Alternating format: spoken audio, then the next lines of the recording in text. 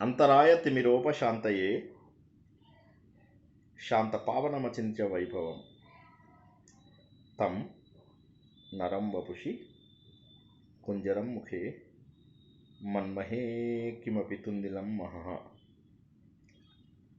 వసుదేవసుతం దేవం కంసచాణూరమర్దనం దేవకీ పరమానందం కృష్ణం వందే జగద్గురుం శ్రీకృష్ణం వందే జగద్గురుం. భగవద్బంధువులకు, ఆత్మస్వరూపులకు, సత్యాన్వేషులకు భాగవత తత్వ రహస్యాలలో 5వ భాగంలోకి స్వాగతం, సుస్వాగతం. వ్రజభూమి అసలు ఉన్నదా? రాధాదేవి రూపంతో ఉన్నదా?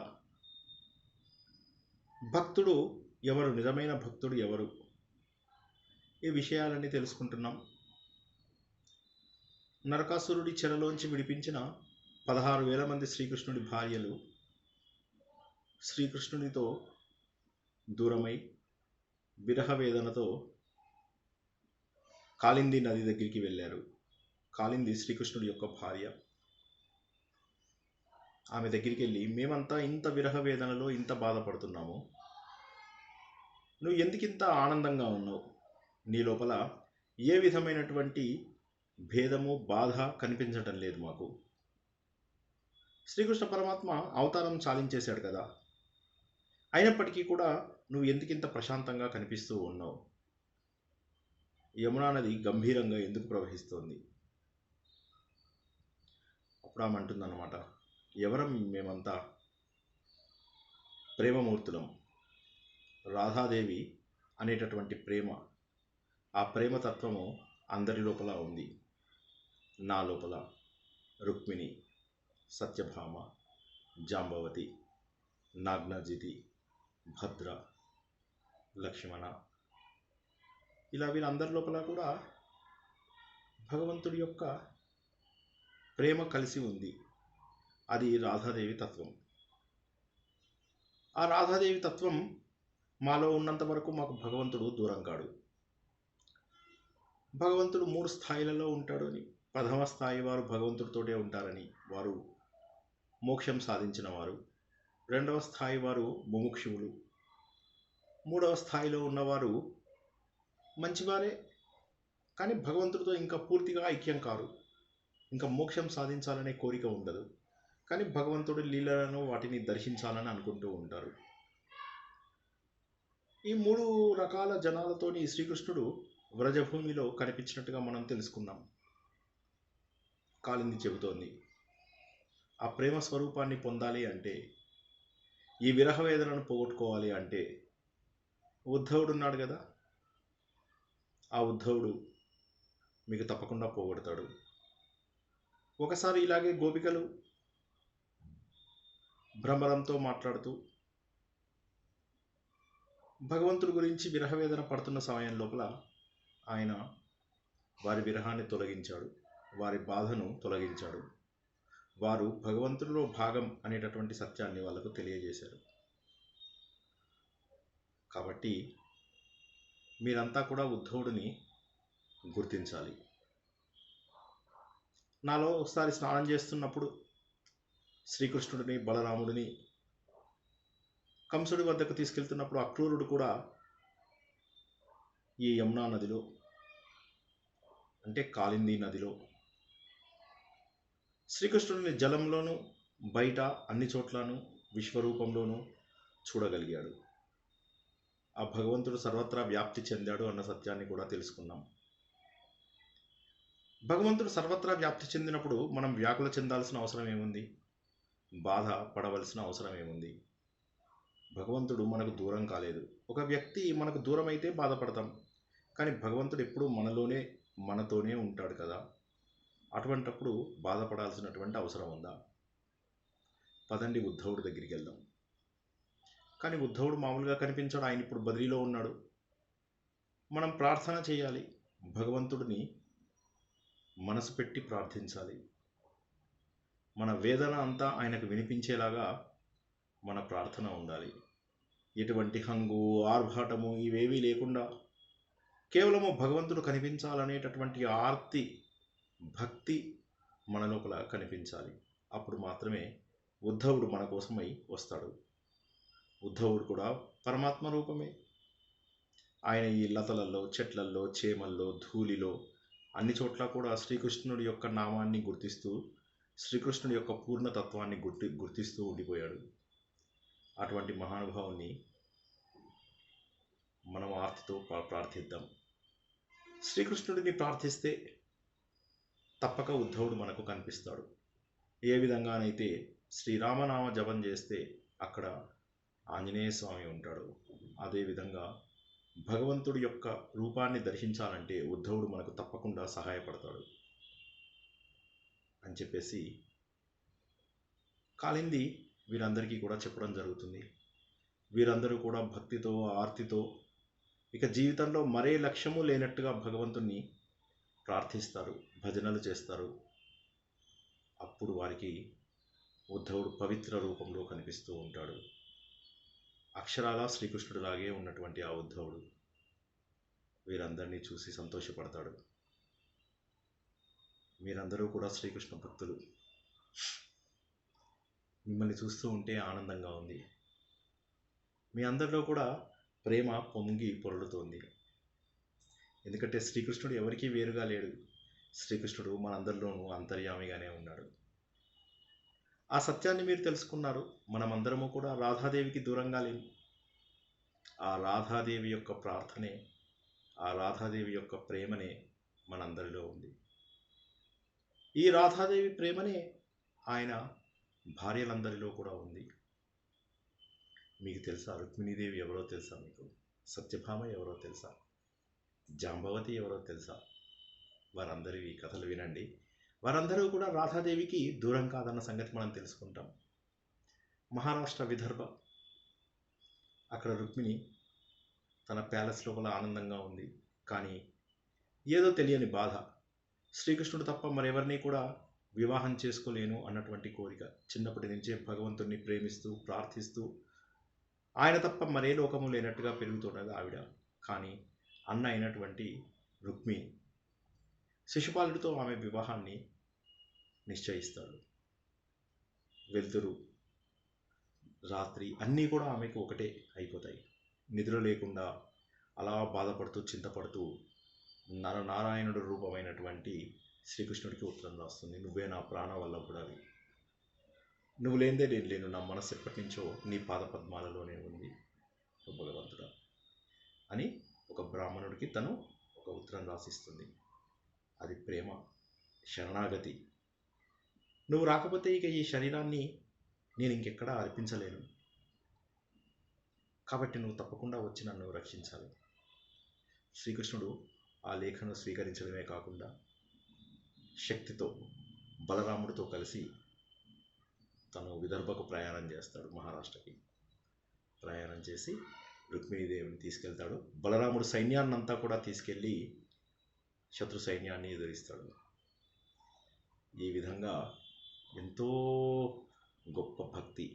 రుక్మిణి ఎవరో కాదు, ఉద్ధవుడు చెబుతున్నాడు, జీవాత్మ. శ్రీకృష్ణుడు ఎవరో కాదు, పరమాత్మ. రుక్మిణి యొక్క లేఖ తెలుసా ఏంటో? అది శరణాగతి, అది భక్తి. భక్తి అనేది ఎన్నో రకాలుగా శ్రవణం, కీర్తనం, స్మరణం, అర్చనం, వందనం, దాస్యం, పాదసేవనం, సఖ్యం, ఆత్మనివేదనం. ఇలా నవవిధ భక్తులలో ఆత్మనివేదనం ఆవిడ. శరణాగతి ఆవిడ చూపించింది. ఆ శరణాగతి చూపించడం వల్ల భగవంతుడి యొక్క రూపాన్ని తను అందుకోగలిగింది. అంటే రాధాదేవిలో ఉన్నటువంటి ఈ గొప్ప లక్షణమే రుక్మిణిలో మనము తెలుసుకుంటున్నాము. అంటే ఈ శరణాగతి అనే లక్షణము రాధాదేవి లక్షణము. రాధాదేవి అనేది ఒక వ్యక్తి కాదు, ఒక రూపం కాదు, ఒక లక్షణం. అది రుక్మిణి రూపంలో మనకు తెలుస్తోంది. భక్తికి సరైనటువంటి ప్రతిఫలాన్ని పొందింది. సత్యభామ కథ మనందరికీ తెలుసు. ఇది అహంకార భావంలోంచి భక్తిగా, అంటే గర్వంలోంచి భక్తిగా మారినటువంటి వైనం. ప్రేమ ఎంతో ఉంది, అహంకారము ప్రేమ ముందు కొట్టుకుపోతుంది. సత్రాజిత్తు కుమార్తె అయినటువంటి సత్యభామ శమంతకవని ఉదంతం మనందరికీ తెలిసిందే. ఆ తర్వాత శ్రీకృష్ణ భగవానుడిని వివాహం చేసుకోవడం అంటూ జరుగుతుంది.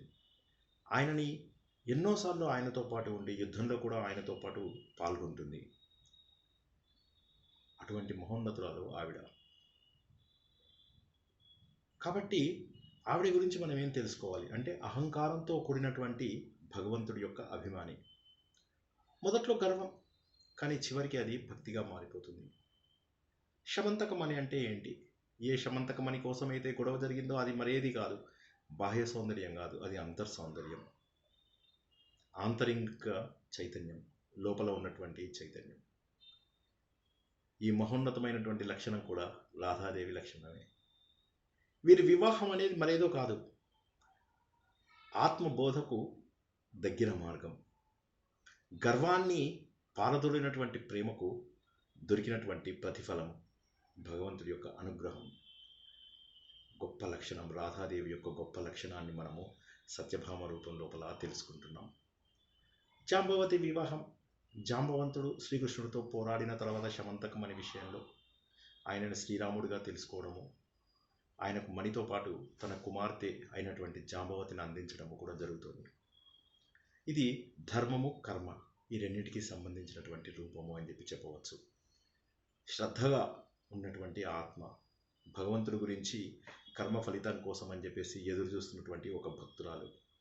జాంబవంతుడు కొన్ని వేల సంవత్సరాలుగా శ్రీరాముడి కోసం ఎదురు చూస్తున్నటువంటి భక్తుడు, చివరికి భగవంతుడిని పొందినటువంటి జీవాత్మ అని చెప్పి తెలుసుకోవచ్చు.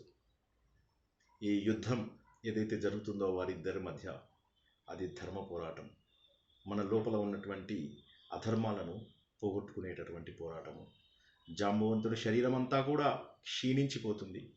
బాధతో ఆయన భగవంతుని చెప్తాడు, నా శరీరం అంతా కూడా కుళ్ళబొడి చేసావు స్వామి.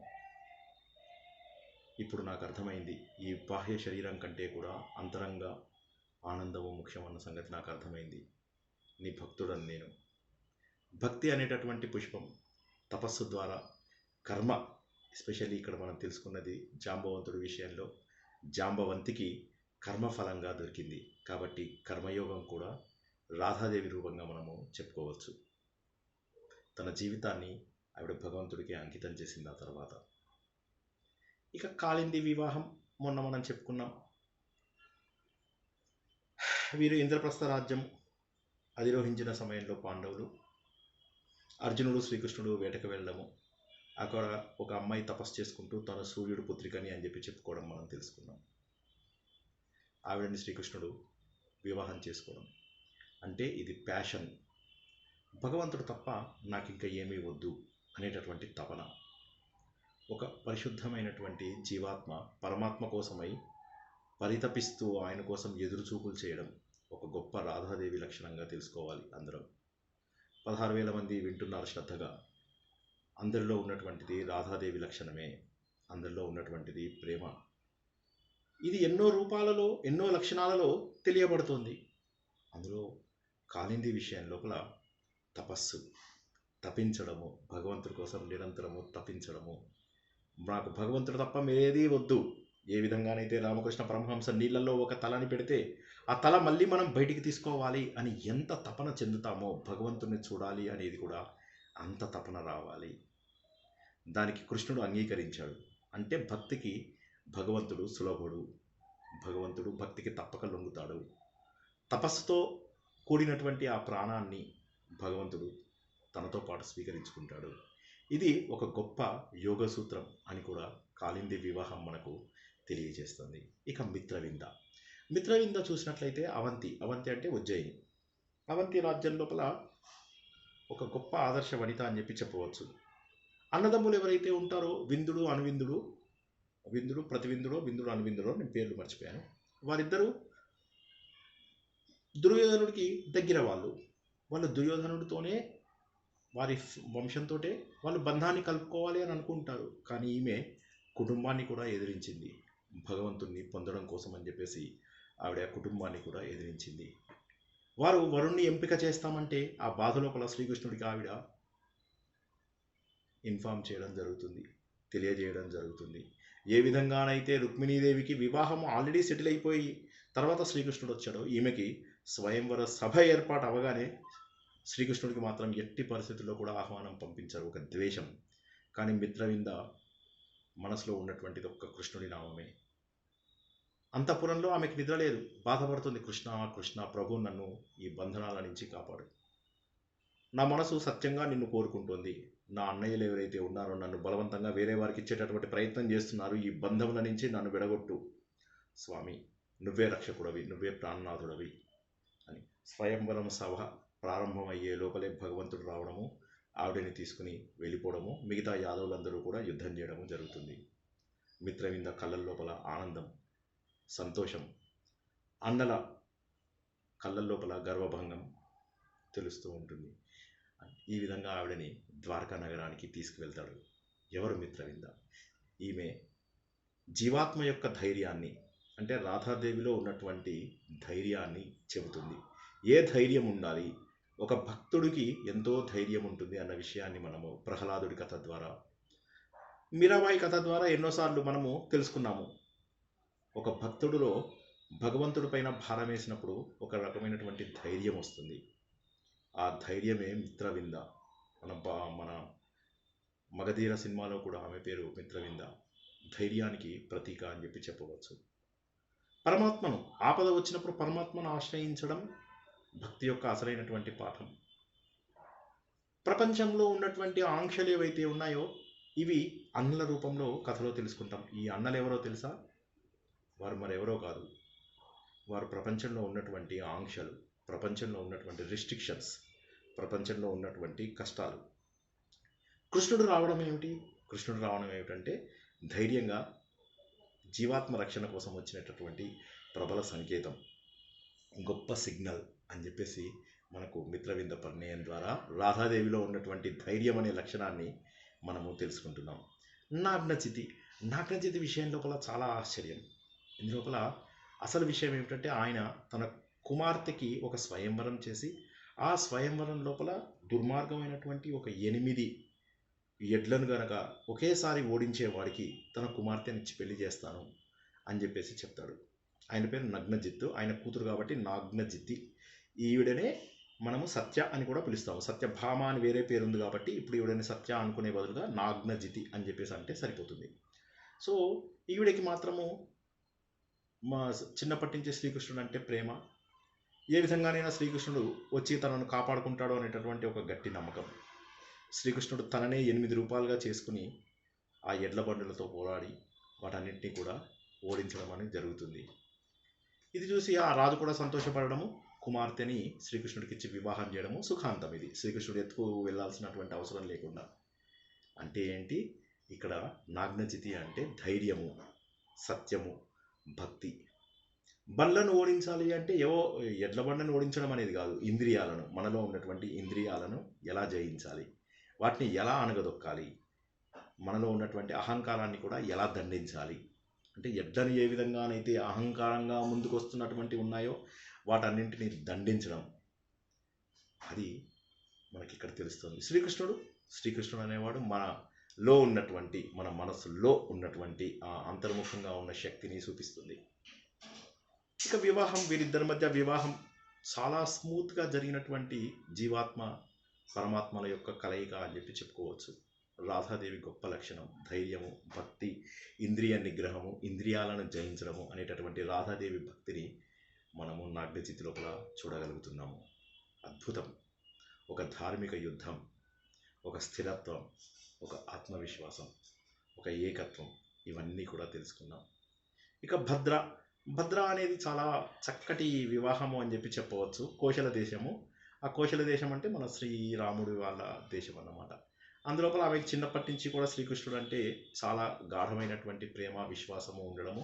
అదృష్టవశాత్తు భద్ర తల్లి కూడా తన కుమార్తెకు శ్రీకృష్ణుడు లాంటి వరుణ్ణే వెతుకుతూ, ఆవిడే వీరికి బంధువులు కూడా అవడం ద్వారా శ్రీకృష్ణుడికే ఇచ్చి వివాహం చేస్తుందన్నమాట. ఈ విధంగా ఏంటంటే చాలా సులువైనటువంటి వివాహము అని చెప్పేసి చెప్పవచ్చు. ఆత్మీయత.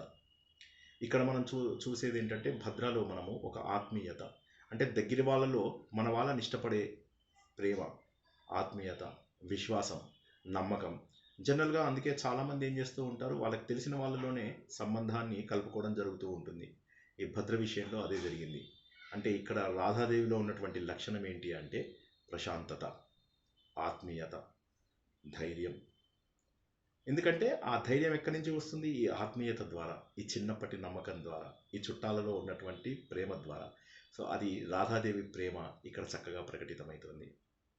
వీరిద్దరి కలయిక, జీవాత్మ పరమాత్మల యొక్క కలయిక, అందులో ఉన్నటువంటి ప్రశాంతత, ఏ విధమైన అహంకారము లేకుండా, ఏ విధమైనటువంటి ఇబ్బందులు లేకుండా జరిగినటువంటి ఒక గొప్ప సంఘటన భద్ర వివాహము అని చెప్పుకోవచ్చు. ఇక చివరగా లక్ష్మణ, కొంతమంది లక్షణ అంటారు కానీ ఇది లక్ష్మణ అని చెప్పేసి. ఈవిడ కూడా కోశల వంశానికే చెందినటువంటి రాజకుమార్తె. సౌందర్యము, జ్ఞానము, మర్యాద ఇవన్నీ కూడా కలిగినటువంటి ఆవిడ. ఈవిడ కూడా స్వయంవరం లోపల ఎలా అయినా వివాహం చేసుకోవాలి అని చెప్పేసి వాళ్ళ తల్లిదండ్రులు నిశ్చయించారు. ఆ స్వయంవరంలో మొట్టమొదటిసారిగా శ్రీకృష్ణుడు వచ్చి ఏ విధమైనటువంటి గొడవలు లేకుండా, ప్రతిఘటనలు లేకుండా పోటీ లోపల తను నెగ్గి ఆమెను తీసుకెళ్ళడం అంటూ జరుగుతుంది. ఆమెకు కావలసింది, తల్లిదండ్రులకు కావాల్సింది, శ్రీకృష్ణుడికి కూడా ఏ విధమైనటువంటి ప్రతిఘటన లేకుండా ఒక విలువిద్య ద్వారా, ఏ విధంగానైతే అర్జునుడు ఒక చేపని మత్స్యయంత్రాన్ని ఛేదిస్తాడో అదేవిధంగా శ్రీకృష్ణుడు కూడా తన విలువిద్య ద్వారా ఛేదించి ఆమెను చక్కగా వివాహం చేసుకుని వెళ్తాడు. అంటే భక్తి, ఆత్మీయత ఇక్కడ కూడా మనకు తెలుస్తుంది. పరమాత్మ స్వరూపం, జీవాత్మ ఉద్దేశం, ఈ రెండు కూడా ఒకటే అయినప్పుడు ఎంత బాగుంటుంది, ఎంత సులభము అన్నటువంటి విషయం తెలుస్తుంది. ఒకే ప్రాణం, ఒకే హృదయం, ఒకే పరమాత్మ భావన, ఏ విధమైనటువంటి ఇబ్బంది లేదు. జీవితం లోపల ఇది కనుక అలవర్చుకున్న వారికి జీవితం చాలా సులువుగా వెళ్తుంది. కాబట్టి 16,000 మంది మీరందరూ కూడా మీ హృదయాలలో ఉన్నటువంటిది రాధాదేవి తత్వమే. ఆవిడ తత్వం ద్వారానే మీరందరూ కూడా భగవంతుడిని చేరుకునేటటువంటి అవకాశం ఉన్నది. మరి 16,000 మంది మీరెవరో తెలుసా? ఇంతమంది గురించి చెప్పుకున్నాం, కానీ మీరెవరో తెలుసా? మీరు సమస్త జీవాత్మలు. ఒక మనిషికి ఎన్నో ఆలోచనలు వస్తూ ఉంటాయి. ఒక క్షణంలో కొన్ని వేలాది ఆలోచనలు వస్తూ ఉంటాయి. ఆ ఆలోచనలకు నిదర్శనమే మీ 16,000 మంది. ఈ 16,000 మంది కూడా ప్రపంచంతో మనను బంధిస్తూ ఉంటారు. మన ఆలోచనలు ఎప్పుడూ కూడా మనను భగవంతుడి దగ్గరికి తీసుకురావు. మెలకువ ఉన్న ప్రతి క్షణము, స్వప్నంలో ఉన్న ప్రతి క్షణము కూడా ఎన్నో ఆలోచనల ద్వారా మనం ఉంటాము. మీరు ఆ విధంగా ఎన్నో ఆలోచనలు, ఇది మనం ఉపదేశసారంలో తెలుసుకున్నాం. ఐ అనేది ఒకటైతే టీ అని చెప్పేసి thoughts thoughts thoughts thoughts thoughts, ఆలోచనలు ఆలోచనలు ఆలోచనలు ఆలోచనలు ఆలోచనలు ఆలోచనలు, ఇలా కొన్ని వేల ఆలోచనలు ఉంటాయి. ఈ వేల ఆలోచనలే 16,000 మంది కన్యలకు ఇక్కడ అది సూచిస్తోంది. కాబట్టి మీ అందరినీ కూడా విముక్తి చేశాడు ఆయన, నరకాసురుడి నుంచి విముక్తి చేశాడు. కాబట్టి అంటే బంధనాల నుంచి విముక్తి కావాలి.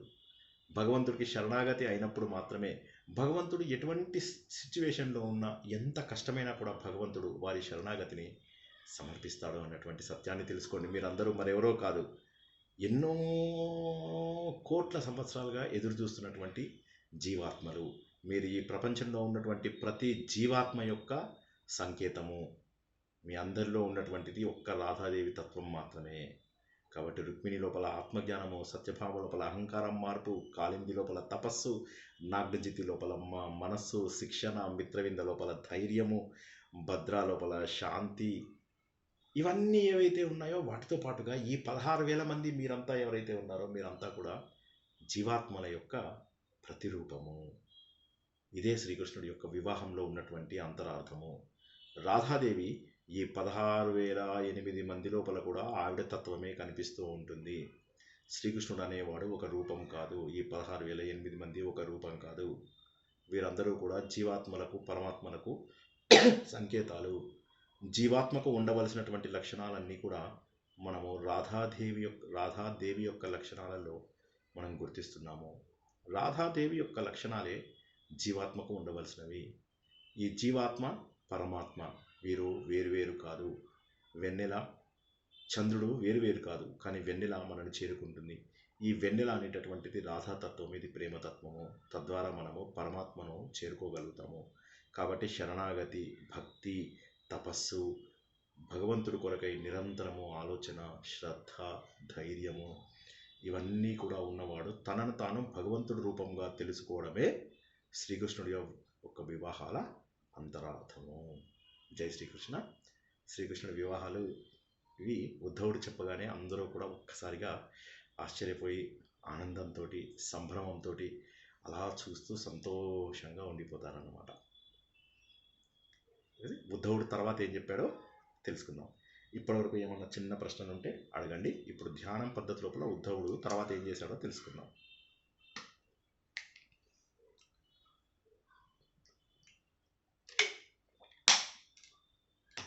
గొంతు వినిపిస్తుందా లేకపోతే ఎప్పట్లాగే నిద్రపోయారా? లేదు సార్, వింటున్నా మీరు చెప్తుంది కదా.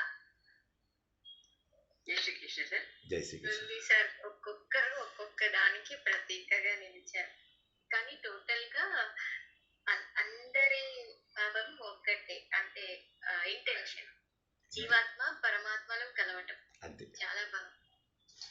అదే మనకేంటంటే రాధలో ఇన్ని లక్షణాలు ఉన్నాయి. ఈ 16,008 మందిలో ఉన్నటువంటిది ఒక్క రాధాదేవి తత్వమే. రాధాదేవి తత్వమే ఈ 16,008 మందిలో ఉంది. అంటే జీవాత్మలమైనటువంటి మన అందరిలో కూడా భక్తి, తపస్సు, ప్రేమ ఇవన్నీ కనుక ఉన్నట్లయితే మనం ఆ భగవంతుడు అయినటువంటి శ్రీకృష్ణుడిని చేరుకుంటాము.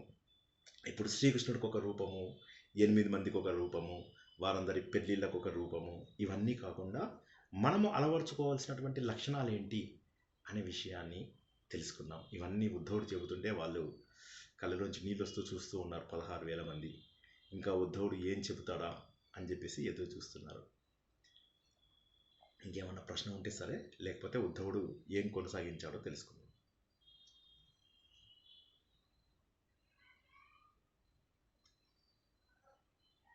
అందరూ కూడా ప్రశాంతంగా నిఠారుగా కూర్చోండి. కూర్చున్నాక ఉద్ధవుడు చెబుతున్నాడు, గోపికలకు ఎటువంటి ప్రేమ ఉంది భగవంతుడి పైన, ఎటువంటి ప్రేమ, వారు ఏది కలిగి ఉన్నారు, వారి లక్షణం ఏమిటి అనేటటువంటి విషయాన్ని ఉద్ధవుడు తెలియజేస్తున్నాడు అన్నమాట. అందరూ కూడా ప్రశాంతమైనటువంటి పొజిషన్లో కూర్చోండి. సోఫాలో కూర్చున్నా, కుర్చీలో కూర్చున్నా అందరూ కూడా నిటారుగా కూర్చోవడానికి ప్రయత్నం చేయండి. లైట్ కావాలనే తీసానమ్మా, మీరు కూడా చీకట్లో కూర్చోవాలి.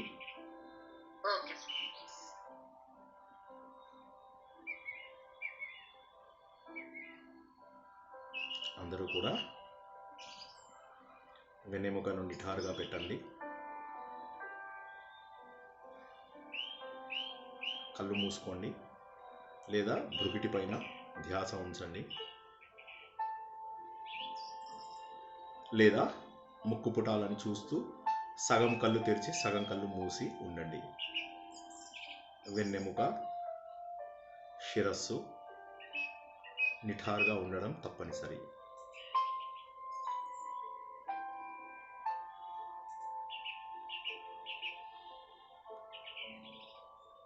ఉద్ధవుడు తెలియజేస్తున్నాడు, గోపికల భక్తి అనన్య సామాన్యం. సాధారణమైనటువంటి మనుషులలో ఇది ఉండడం అసంభవం. ప్రతిరోజు పొద్దున్నే శ్రీకృష్ణుడు నేను చెబుతున్నవన్నీ కూడా ఊహించుకోవడానికి ప్రయత్నం చేయండి. కళ్ళు మూసుకొని ఊహించుకోవడానికి ప్రయత్నం చేయండి. గోపికల ఆలోచన, పొద్దున్నే శ్రీకృష్ణ భగవానుడు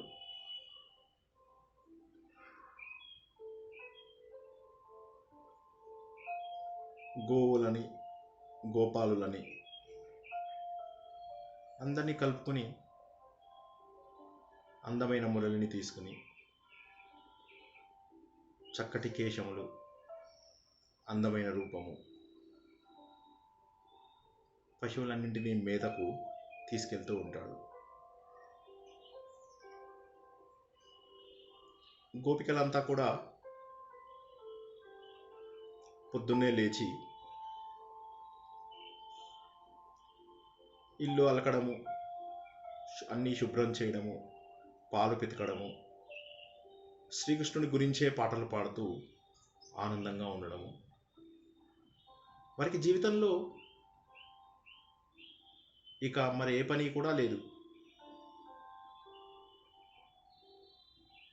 కేవలము శ్రీకృష్ణుడు,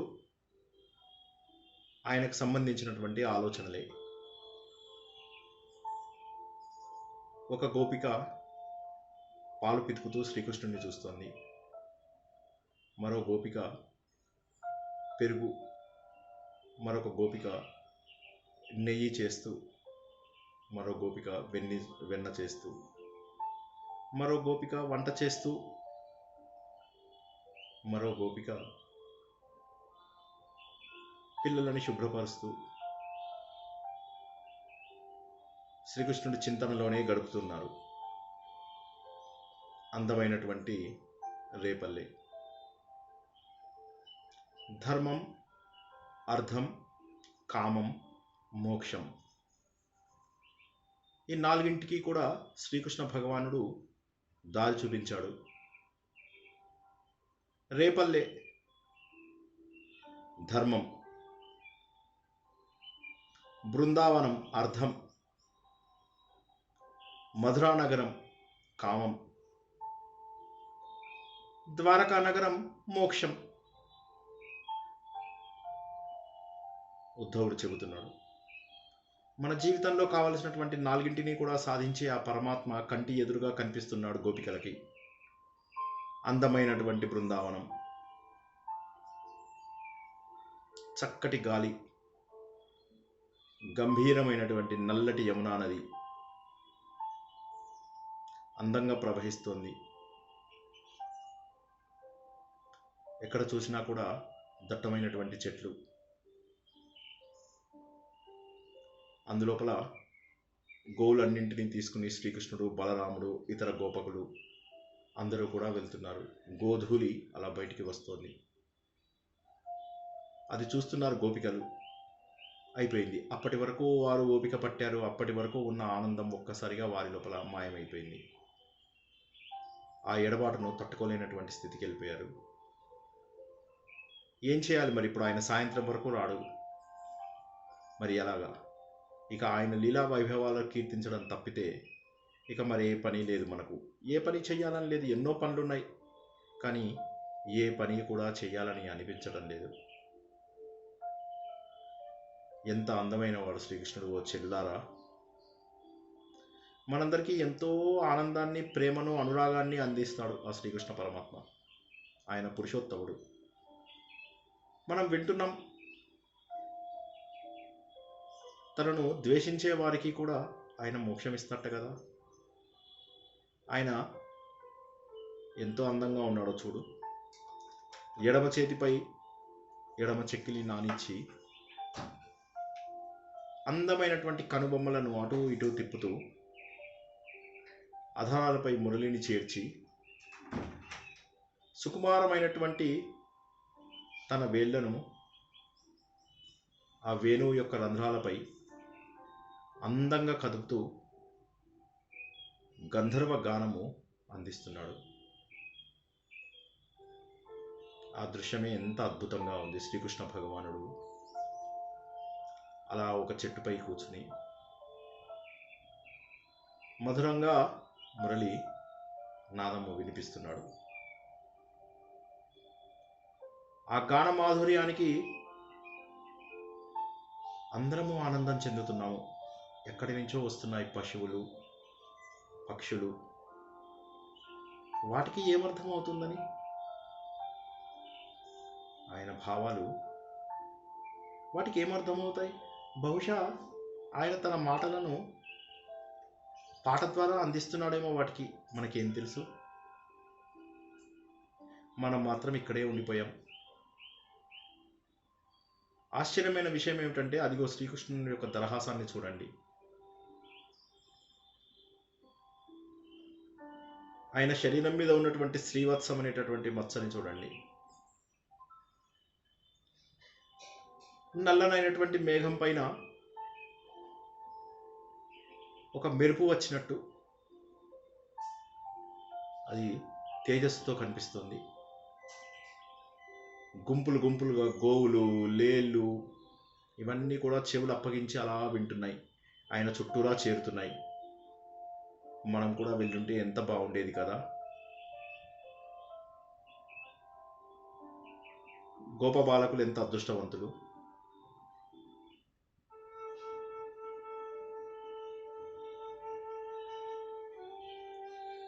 వారు అదృష్టవంతులు. ఆయనను అలా చూడండి. ఆయనను ఒక చిత్రకారుడు గీసినటువంటి చిత్తరువులాగా లేడా?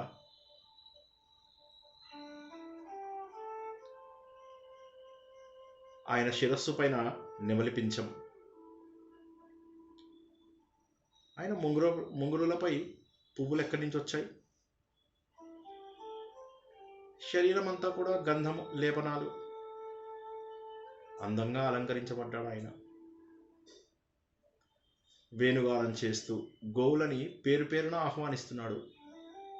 ఏ పాట ఏ గోవుకు ఇష్టమో ఆయనకు తెలుసు. వాటన్నిటిని కూడా పిలుస్తున్నాడు.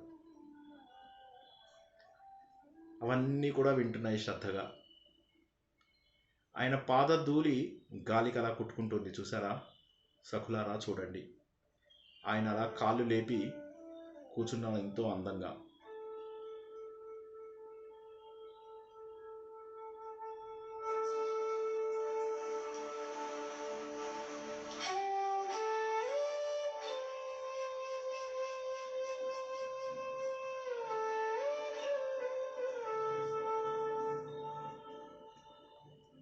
ఆ పాదధూళి అలా గాలికి ఎగురుతూ గాలులకు కొట్టుకొచ్చి అన్నింటికీ తగులుతోంది. అవన్నీ కూడా ధన్యమైపోతున్నాయి.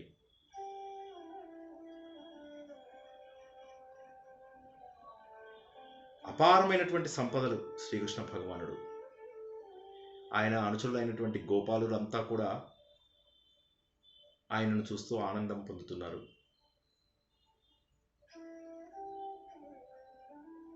వృక్షాలు ఎక్కడ చూసినా కూడా పుష్పాలతో నిండి ఉన్నాయి. చాలా అందంగా కనిపిస్తున్నాయి వృక్షాలు. ఆ పువ్వుల భారానికి అవి వంగిపోతున్నాయా, లేక శ్రీకృష్ణ పరమాత్మని చూడడానికి వంగి వంగి చూస్తున్నాయా తెలియడం లేదు కదా.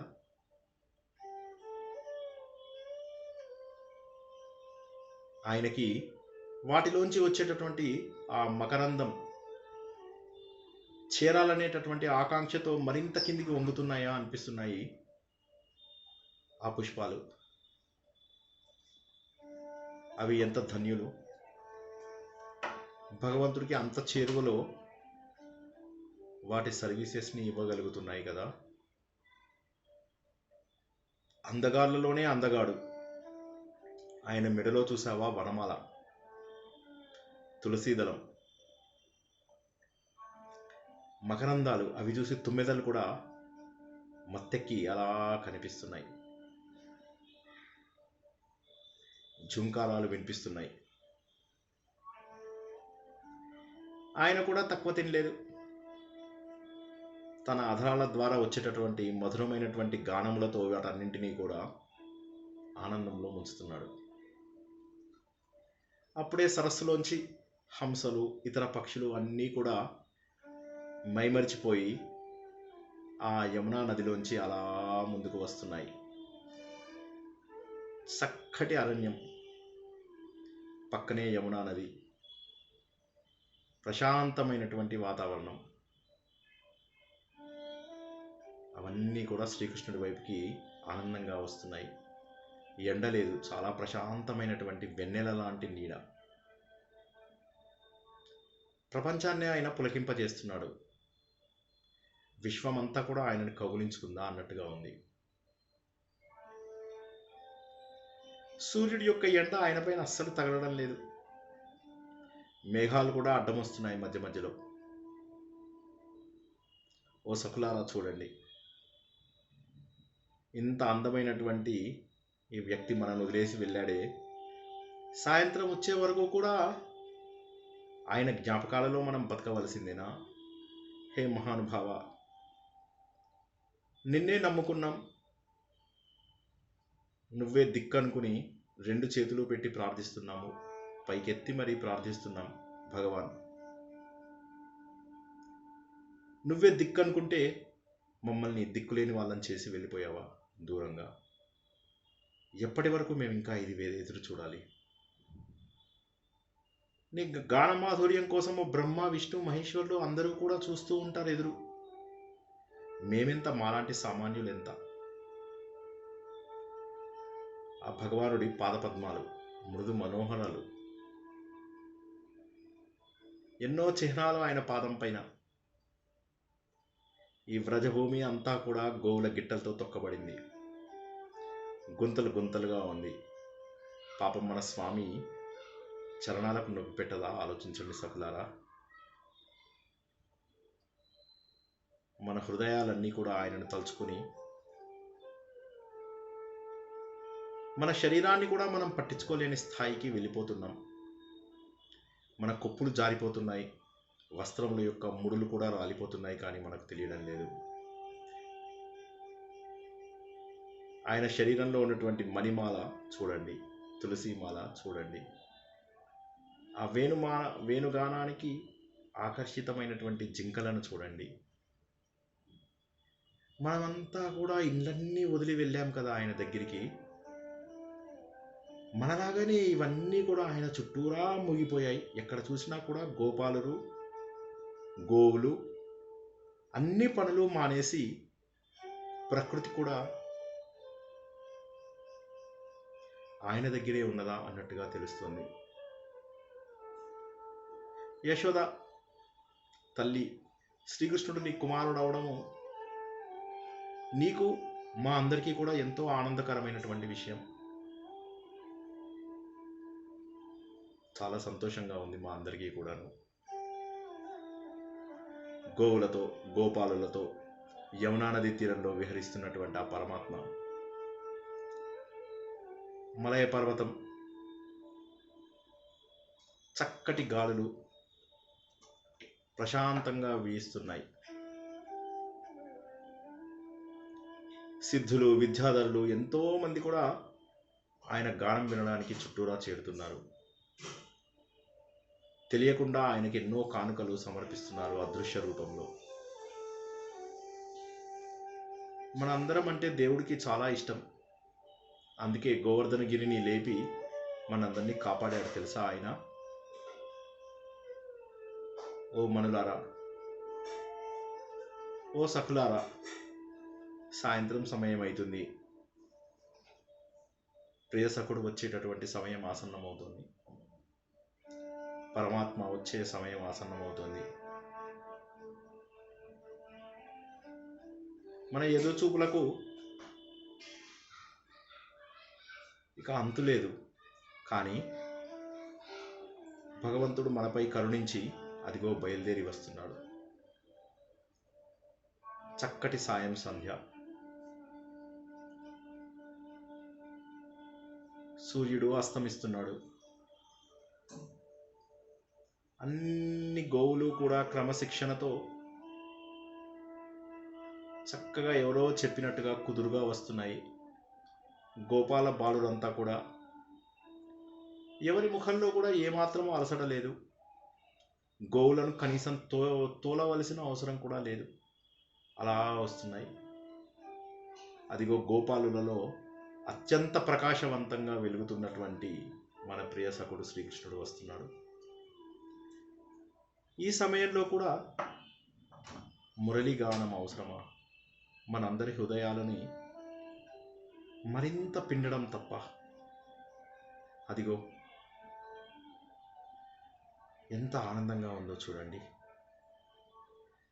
మనందరికీ చంద్రుడిలాగా ఆహ్లాదం ఇచ్చేటటువంటి ఆ ప్రియతముడు మన మనోరథాలను ఈడేర్చే అభిలాషతోటి మన దగ్గరికి వస్తున్నాడు. మనని ఆనందింపజేస్తాడు. ఆయన బంగారు కుండలాలు చూడండి, ప్రకాశవంతంగా మెరుస్తున్నాయి. అవి లేత బుగ్గలపై పడి ఆయన ముఖం మరింత దూరగా కనిపిస్తుంది.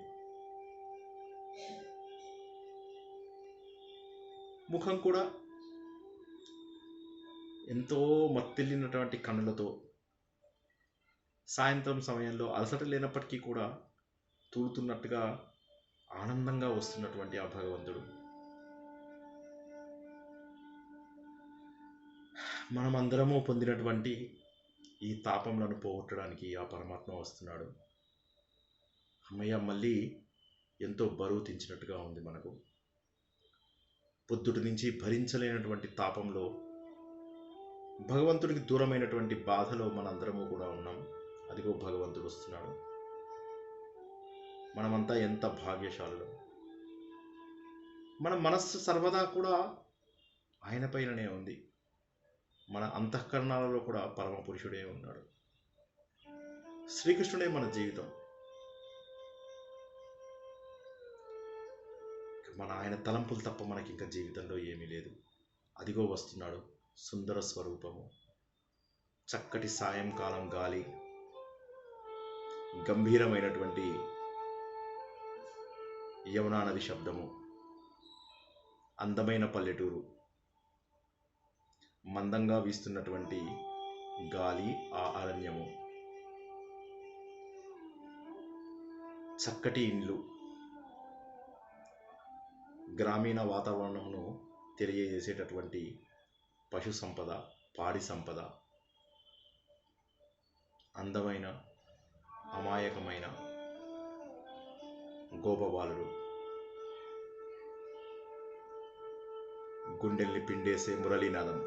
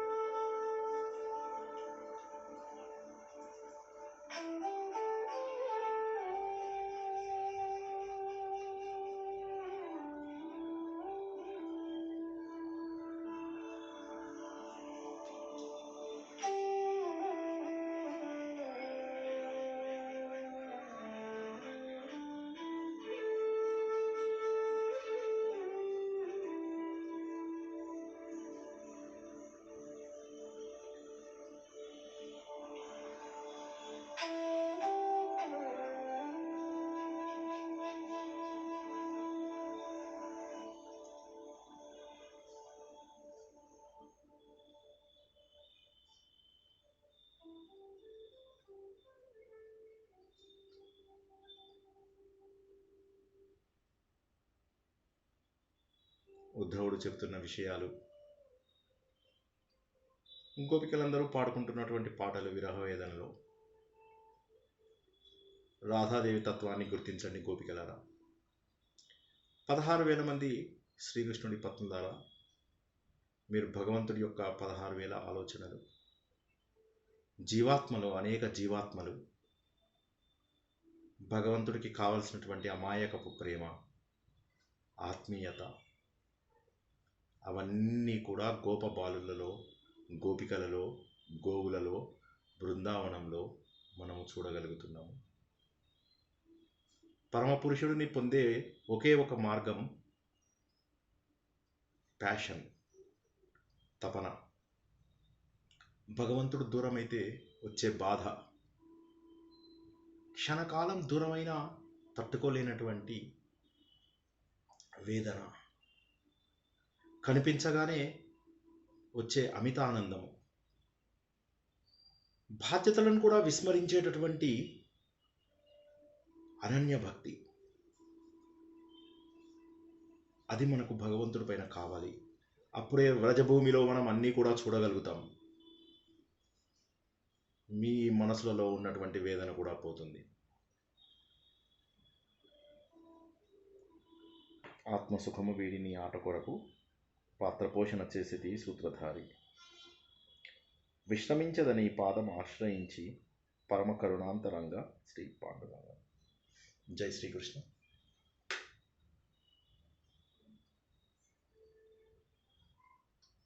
అందరూ నిదానంగా కళ్ళను తెరిచి చూడవచ్చు. జై శ్రీకృష్ణ. జై శ్రీకృష్ణ.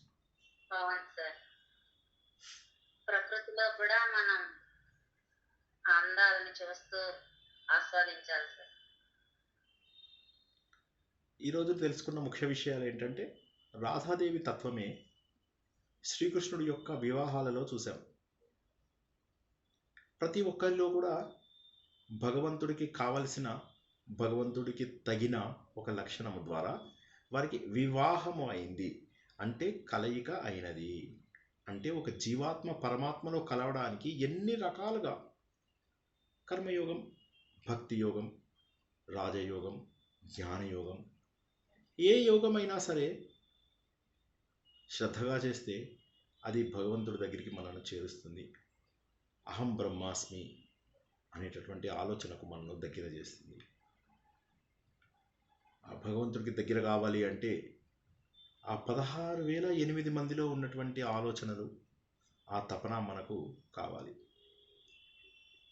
గోపికా యుగల గీతం అందరూ కలిసి అన్ని పనులు ఆపేసి కేవలము భగవంతుడి యొక్క ధ్యానంలో,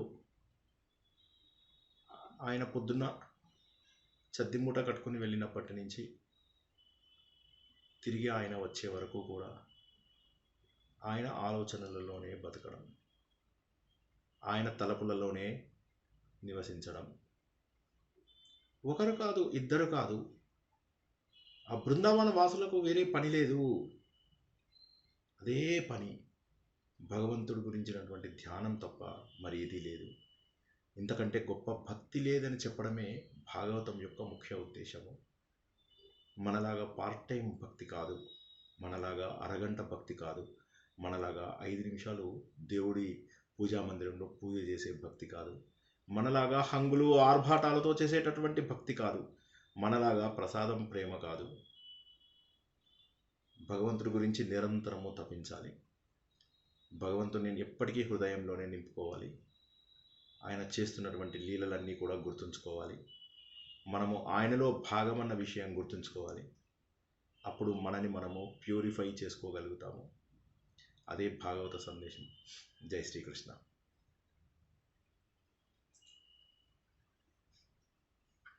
జై శ్రీకృష్ణ. 17వ అధ్యాయం సిద్ధాంతర యోగం. సిద్ధాంతర యోగం ఉంది కదా సార్, అది కూడా 18వ శ్లోకం నుంచి ఉంది. అంత భక్తి గురించి చెప్పినాడు, అనన్య భక్తి. కరెక్ట్. శ్రద్ధ ఉండాలి. భక్తి అంటే శ్రద్ధ, శ్రద్ధతో భక్తి చేస్తేనే ఇవన్నీ వస్తాయి. అంటే రోజంతా కూడా భగవంతుడి ఆలోచనలతో నింపుకోవాలి. ఇప్పుడు మనము ఆలోచించినట్లయితే భగవంతుడు మన దగ్గరికి ఎందుకు రాడు, భగవంతుడు మనతో ఎందుకు ఉండడు, ఈ ఆలోచనలు మనం ఎక్కువ చేస్తున్నాం. కానీ భగవంతుడిని పొందడానికి మనం ఏం చేస్తున్నాము? గోపికలని చెప్పడం ఉద్దేశంలో ఈ వారం రోజుల పాటు భాగవతమే నేర్చుకోవాల్సినటువంటి ఉద్దేశం ఏమిటి అంటే భగవంతుడి యొక్క అసలు స్వరూపం ఏమిటి, రాధాదేవి యొక్క రూపం ఏమిటి, మనము జీవితంలో సాధించవలసినటువంటి విషయం ఏమిటి, ఈ విషయాలన్నీ కూడా తెలుసుకుంటున్నాం. అద్భుతమైనటువంటి భాగవత సందేశం. ప్రతి గుండె లోపల ఉన్నటువంటి భగవంతుడి యొక్క వైబ్రేషన్, అది మనం గుర్తించగలుగుతున్నాం. జై శ్రీకృష్ణ.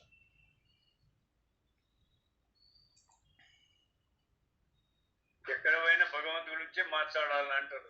నిన్న పెద్దలు చెప్పిన మాట, ఆయన గురించే పొగడాలి. ఎక్కడ పోయినా ఆ మాటలు, వేరే మాటలు రాకుండా మనం అనన్య భక్తితో మాట్లాడితే మన భక్తి అనేది వేరే వాళ్ళకు కూడా అర్థమవుతుంది. నాకు తెలిసిన కాడికి చెప్తున్నాం సార్. అదే మన గ్రూప్లో అలాగా చెయ్యమని చెప్పి మనం అంటున్నాం. అందరినీ కూడా ఏదో ఇది ఒక అరగంట సేపు హడావిడి ప్రోగ్రాం లాగా అనుకోకుండా భగవంతుడి పైన ఆ అనన్య భక్తిని పెంపొందించుకోవాలి. భగవంతుడిని మర్చిపోయినటువంటి ఆ ప్రేమ కావాలి.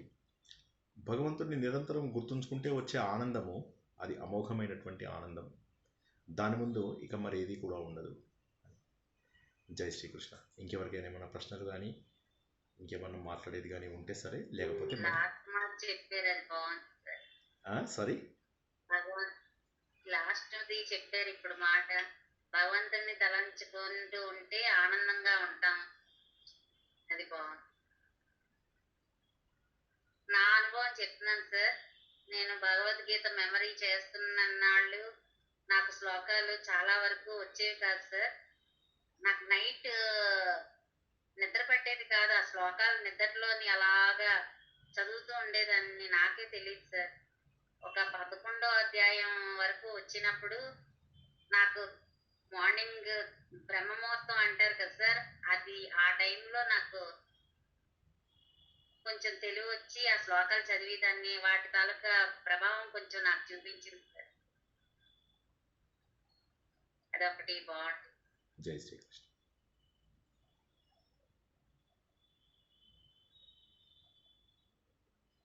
ఇంకా ఎవరికైనా ఏమైనా ప్రశ్నలు ఉన్నాయా?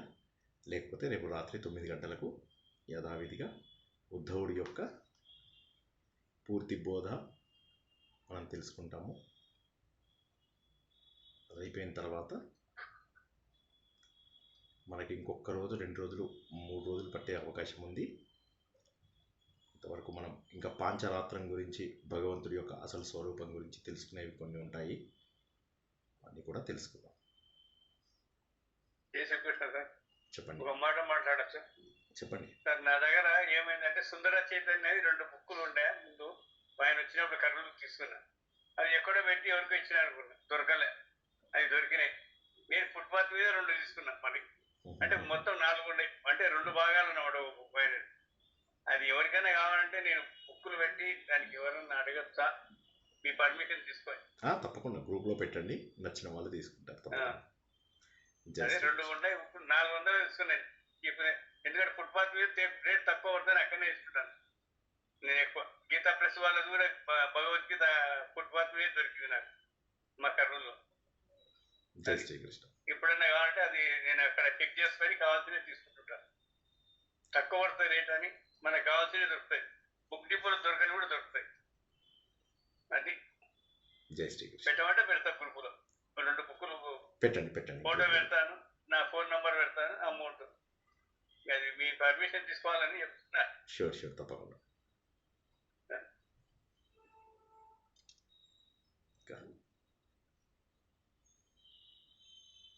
అందరూ నిద్రలో ఉన్నారా? వింటూ ఉండండి. వీలైనన్ని సార్లు వింటూ ఉంటే ఆలోచన తెలుస్తుంది. ఏం సార్ మాటకి వింటాం, మేము దిమాగ్ ఖరాబ్ అయిందా?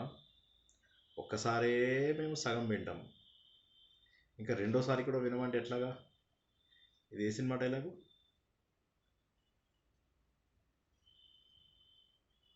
ఇది కూడా చెప్పట్లేదంటే ఖచ్చితంగా నిద్రపోయారు జనాలు.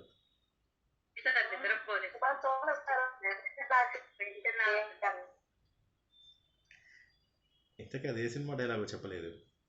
మొదటిసారే సగం వింటాను. కరెక్ట్ అది. అట్లాగా అందరూ కూడా మొదటిసారే సగం వింటాం సార్, ఇక మళ్ళీ రెండోసారి వినమంటే ఎట్లాగా? ఏంటంటే ఒకటే గుర్తుంచుకోండి, రోజు మొత్తం సమయము ఆ ధ్యానంతో ఉండడం. అంటే ఇప్పుడు ఏమవుతుందంటే మనం అందరము ఎవరికి వాళ్ళని మేము భక్తులము, మేము ఏదో చేస్తున్నాము, మాకేదో దేవుడు ఇచ్చాడు వరము, మేమేదో గొప్పగా, అదంతా కాదు. అది గుర్తుంచుకోండి, అది కాదు. ఈ జన్మ అదృష్టాన్ని కేవలం మనుషులుగా పుట్టినందుకే అదృష్టం. మిగతావన్నీ కూడా సాధన చేసుకోకపోతే మనం దురదృష్టవంతులం. ఆ సంగతి గుర్తుంచుకొని వీలైనంత సాధన చేసి ఆ భగవంతుడికి దగ్గరవ్వాలి. ఆ భగవంతుడికి దగ్గరవ్వాలి అంటే గోపికలు ఎలా ఆలోచించారో ఆలోచించండి. అందుకే వ్రజభూమిలో మన కంటికి ఇంకెవరూ కనిపించడం లేదు. వ్రజభూమి ఇప్పుడు ఎలా ఉంది? ఎవరూ లేరు అక్కడ. వ్రజభూమిలో ఎవరూ లేరు. కాబట్టి అటువంటి వ్రజభూమిలో మనకు భగవంతుడు కనిపించాలి అంటే మనకి ఎంత భక్తి ఉండాలో గుర్తుంచుకోండి. రాధాదేవికి ఇన్నాళ్ళు ఒక రూపం ఇచ్చాం, కానీ రాధాదేవి కూడా లక్షణాలు అన్నటువంటి విషయం తెలిసింది. భగవంతుడికి కూడా రూపం ఇచ్చాం, భగవంతుడు లక్షణాలు అన్నటువంటి విషయం ప్రతి చోట తెలుసుకుంటున్నాం. భాగవతం నుంచి మొదలెట్టి మనము భగవద్గీత వరకు ప్రతి చోట కూడా భగవంతుడు అనేది లక్షణాలు. విష్ణు సహస్రనామంలో కూడా అవే తెలుసుకుంటున్నాం. భగవంతుడిని ఆయన లక్షణాల ద్వారా తెలుసుకుంటాము, ఆయన చేసే పనుల ద్వారా తెలుసుకుంటాము. మనము కూడా మనలోని శక్తిని సరిగా ఉపయోగించుకుంటే ఆ భగవంతుడి యొక్క చైతన్యానికి దగ్గరవుతాము. విశ్వ చైతన్యంలో ఐక్యమయ్యే అవకాశం ఉంది. దానికి కావలసినదల్లా కూడా తపన, ధైర్యము, భక్తి, శ్రద్ధ, వినయము, విధేయత, ఆత్మీయత, ఈ లక్షణాలన్నీ ఏవైతే శ్రీకృష్ణుడి భార్యలలో తెలుసుకున్నామో వారందరూ భార్యలు కాదు, వారందరూ లక్షణాలు. ఆ లక్షణాలన్నీ ఒకే ఒక్క దాంట్లో ఉన్నాయి, అదే ప్రేమ, అదే రాధ. కాబట్టి ఆ లక్షణాలను మనం అలవాటు చేసుకోవాలి. భగవంతుడు అనగానే ఒక రూపం ఇచ్చేసేసి అలా కాకుండా అక్కడ ఎందుకు ఇచ్చారు ఆ రూపము, ఏం అవసరం ఉంది, ఆ రూపం వెనక తత్వం ఏమిటి అనేది తెలుసుకున్నట్లయితే భగవంతుని చేరుకోవడము మరింత సులువయ్యేటటువంటి అవకాశం ఉంది. ఈ రోజుకి ఇక్కడ ఆపుకుందామా? సరిగ్గా 10 గంటలైంది. మళ్ళీ రేపు 9ంటికి కలుద్దాం. ఎవరికేం ప్రశ్నలు లేకపోతే 30 సెకండ్స్లో రేపటి కోసం మళ్ళీ అందరూ వీలైనన్ని సార్లు చూస్తూ ఉండండి. నాకు తెలుసు మీరంతా బిజీగా ఉన్నారు, అందరికీ టైం లేదన్న సంగతి నాకు తెలుసు. కానీ ఎంత టైం ఉందో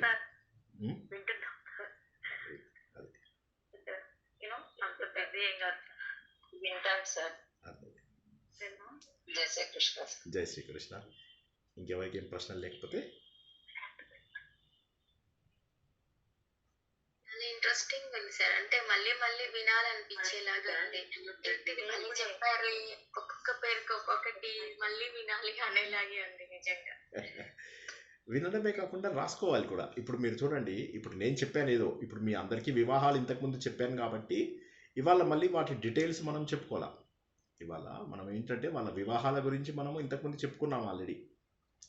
అందుకని చెప్పేసి ఇంకా డీటెయిల్గా చెప్పుకోలేకపోయాం మన వివాహాల గురించి. ఆ వివాహాల వెనకాల అంతరార్థం ఏంటి అవి మనము గుర్తుంచుకున్నట్లయితే ఏ లక్షణాల ద్వారా భగవంతుడికి మనం దగ్గరైతాము అనేవన్నీ కూడా తెలుసుకుంటాం అన్నమాట.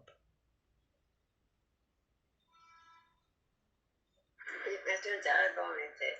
అందరి భార్యలు కుక్కర్ది వివాహం వెనక అంతరార్థం వాళ్ళు ఏ తత్వం ఉంటుంది, వాళ్ళు కుక్కర్ది ఏ భావం ఉంటుంది కృష్ణుడు.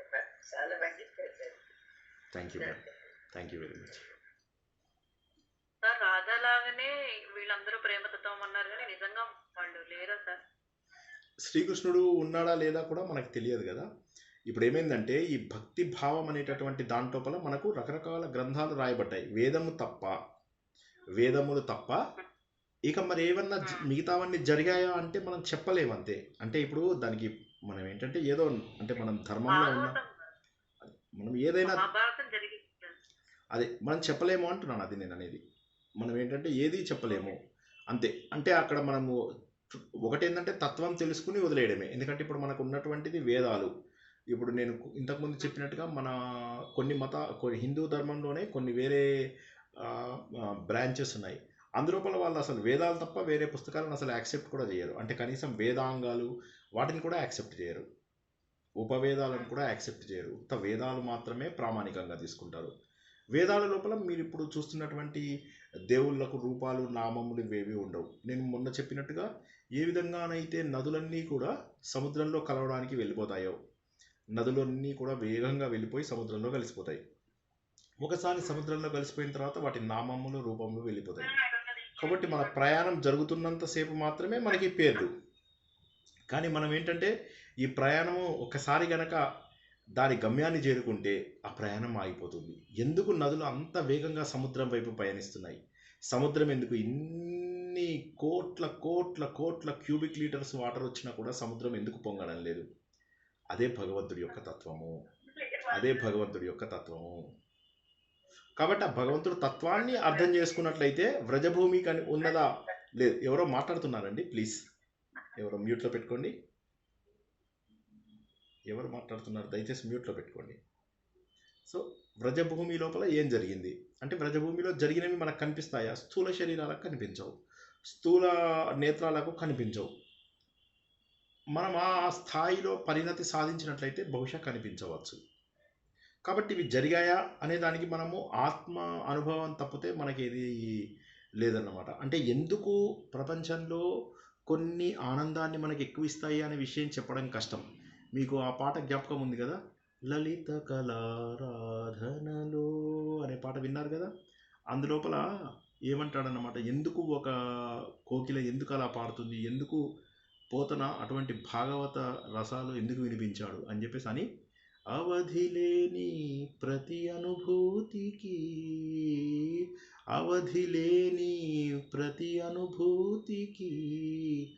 ఆత్మానందమే పరమార్థం. అంటే ఎండ్లెస్ ఆనందం, ఏదైతే అమితమైనటువంటి ఆనందము, మనకు తెలియని ఎల్లలేనటువంటి ఆనందం ఏదైతే ఉందో అది కేవలము మన ఆత్మానందంలోనే తెలుస్తుంది. ఆ ఆత్మానందమే భగవంతుడు, ఆత్మ రాముడే భగవంతుడు అనేటటువంటి సత్యాన్ని ఈ వారం మొత్తము మనం తెలుసుకుంటున్నాం. రూపం ద్వారా భగవంతుడిని చేరుకోవడం తేలిక. కానీ రూపం దగ్గర ఆగిపోతే పయనం ఆగిపోతుంది. ఇప్పుడు నది గనక ప్రవాహాన్ని ఆపేసింది అనుకోండి, ఇప్పుడు మనమైతే నది కూడా కాదు, ఒక చిన్న వాటర్ ట్యాంక్ దగ్గర ఆగిపోతున్నాం మనం. ఈ ట్యాంక్ ఎప్పటికెళ్ళి నదిలో కలవాలి, ఎప్పటికెళ్ళి నది ప్రవహించాలి, ఎప్పటికీ అది వెళ్ళాలి అనేది మనం కనుక ఇదంతా ఏంటంటే ఆలోచనతోటే వస్తుంది. ఏదో మనం రోజు లేస్తున్నాము, పొద్దున లేవాలి, అన్నాలు తినాలి, ఫోన్లు చేయాలి, కాల్ చేయాలి, వీడితో మాట్లాడాలి, వాడితో మాట్లాడాలి, వీళ్ళకి పెళ్ళిళ్ళు చేయాలి, వాళ్ళకి పెళ్ళిళ్ళు చేయాలి. 29 వీరికి పెళ్ళుంది, 30 వాళ్ళ పెళ్ళుంది, 31 ఇంకోళ్ళ పెళ్ళుంది, 40 ఇంకోటి పెళ్ళుంది, 40 ఉండదు డేటు. సరే, ఇలా చూసుకుంటూ పోతే వాటర్ ట్యాంకులో ఉన్నామా మనం మోరీలో ఉన్నామా కూడా తెలియనటువంటి పరిస్థితి. కాబట్టి ఏంటంటే మనని మనము పరిశుద్ధపరుస్తూ నదిలో కనీసం కలిసే ప్రయత్నం చేయాలి. నదిలో కలిసిన తర్వాత మెల్లమెల్లగా మెల్లమెల్లగా మనము సముద్రంలో కలిసేటటువంటి అవకాశం ఉంది. సముద్రం వైపు మన పయనం. ఉపదేశ సారంలో తెలుసుకున్నట్టుగా ఆలోచనలు కనీసం నియంత్రించే స్థాయికి వెళ్ళగలిగితే తర్వాత వచ్చే జన్మలో అంతకంటే బెటర్ స్థాయిలో మనం సంపాదించవచ్చు. కానీ ముందు ఆ స్థాయి తర్వాత కూడా ఇంకా 3 మెట్లు ఉన్నాయి. మనం ఇప్పుడు ఆ స్థాయి దాకానే రావడం లేదు కదా. ఒక 5 నిమిషాలు కూర్చుంటే 100 ఆలోచనలు వస్తున్నాయి. ఎక్కడ నుంచి పరిణతి వస్తుంది? ఏం లేదు సార్, ఏదో మాకు ఇలా బాగుంది, ఏదో మేము 40 ఏళ్ళుగా పూజలు నోములు వ్రతాలు చేస్తున్నాం, అయిపోయింది మాది అనేది కాదు ఇక్కడ. తెలిసి చేసినా తెలియక చేసినా, ఇప్పుడు ఒక రిక్షావాడు ఉంటాడు, వాడు కొడుకుని కూడా రిక్షావాడే చేశాడు అనుకోండి, లాభం ఏముంది? వాడు కూడా జీవితం అంతా కష్టపడతాడు. అదేవిధంగా ఈ తప్పు మార్గాలు మనకి ఏవైతే ఉన్నాయో, ఈ ఉపాసన మార్గాలు, ఈ మూఢనమ్మకాలు, ఇవన్నీ కూడా మన ఎదుగుదలను ఆపేస్తాయి. మూఢనమ్మకాలు ముఖ్యంగా అన్నిటికంటే కూడా ఘోరమైనటువంటివి మూఢనమ్మకాలు. మూఢనమ్మకాలను కాలు కింద పెట్టకూడదు, ధ్యానం చేసేటప్పుడు ఇంకోటి అది చేయకూడదు, ఇంకోటి ఇది చేయకూడదు, దీన్ని ముట్టుకుంటే తప్పు, దాన్ని ముట్టుకుంటే తప్పు, ఇలా చేస్తే తప్పు, అలా చేస్తే తప్పు. ఆచార వ్యవహారాల ద్వారా ఏమైపోయిందంటే భగవంతుడిని గుర్తించే శక్తి పోతుంది అందరి లోపల. ప్రాబ్లం ఏంటంటే ఒక్కసారి సాధన మొదలెడితే, నేను ఒక మాట చెప్తాను, ఇదందరూ శ్రద్ధగా వినండి, వీలైన వాళ్ళు రాసి పెట్టుకోండి, లేదా రాసి గ్రూప్లో పెట్టండి. కనీసం ఒక్క మాట చెప్తాను, గుర్తుంచుకోండి. ఇప్పుడు ఒక ఋషి ఉన్నాడు, ఆ ఋషి ఫస్ట్ డేనే ఒక కొత్త సత్యాన్ని కనుక్కుంటాడా, ఆవిష్కరిస్తాడా? మొదటి రోజు నాడే లేదు. ఒక సైంటిస్ట్ ఉన్నాడు, మొదటి రోజు నాడే తను ఒక కొత్త విషయాన్ని కనుక్కుంటాడా? కనుక్కోడు. సాధన చేస్తాడు. సాధన చేసిన తర్వాత ఒక స్టేజ్ తర్వాత ఇక అతను సాధన చేయడు. అర్థం చేసుకోండి పాయింట్, మళ్ళీ అడగండి.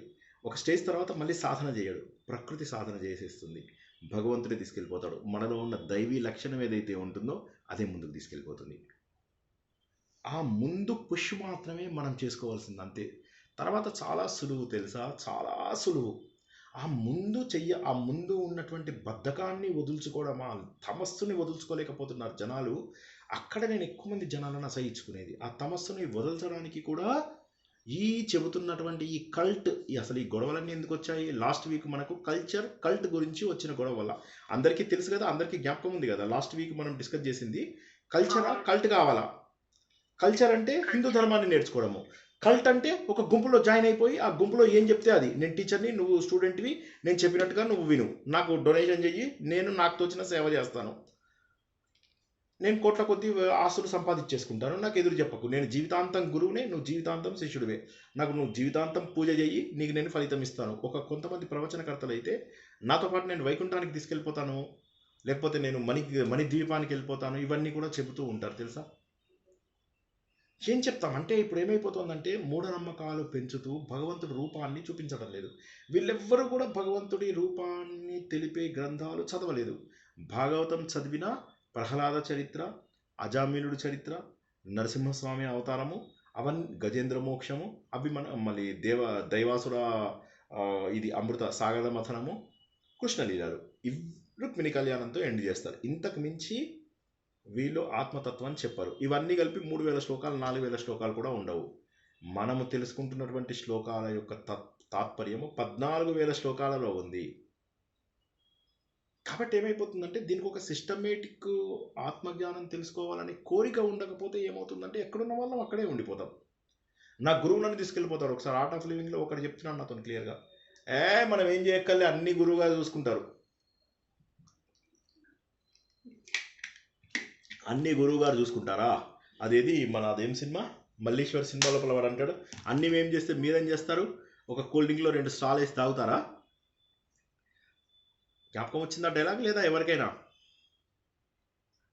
మల్లీశ్వర్ వెంకటేష్ సినిమాలో అకౌంట్ ఓపెన్ చేయండి. అకౌంట్ ఓపెన్ చేయడానికి.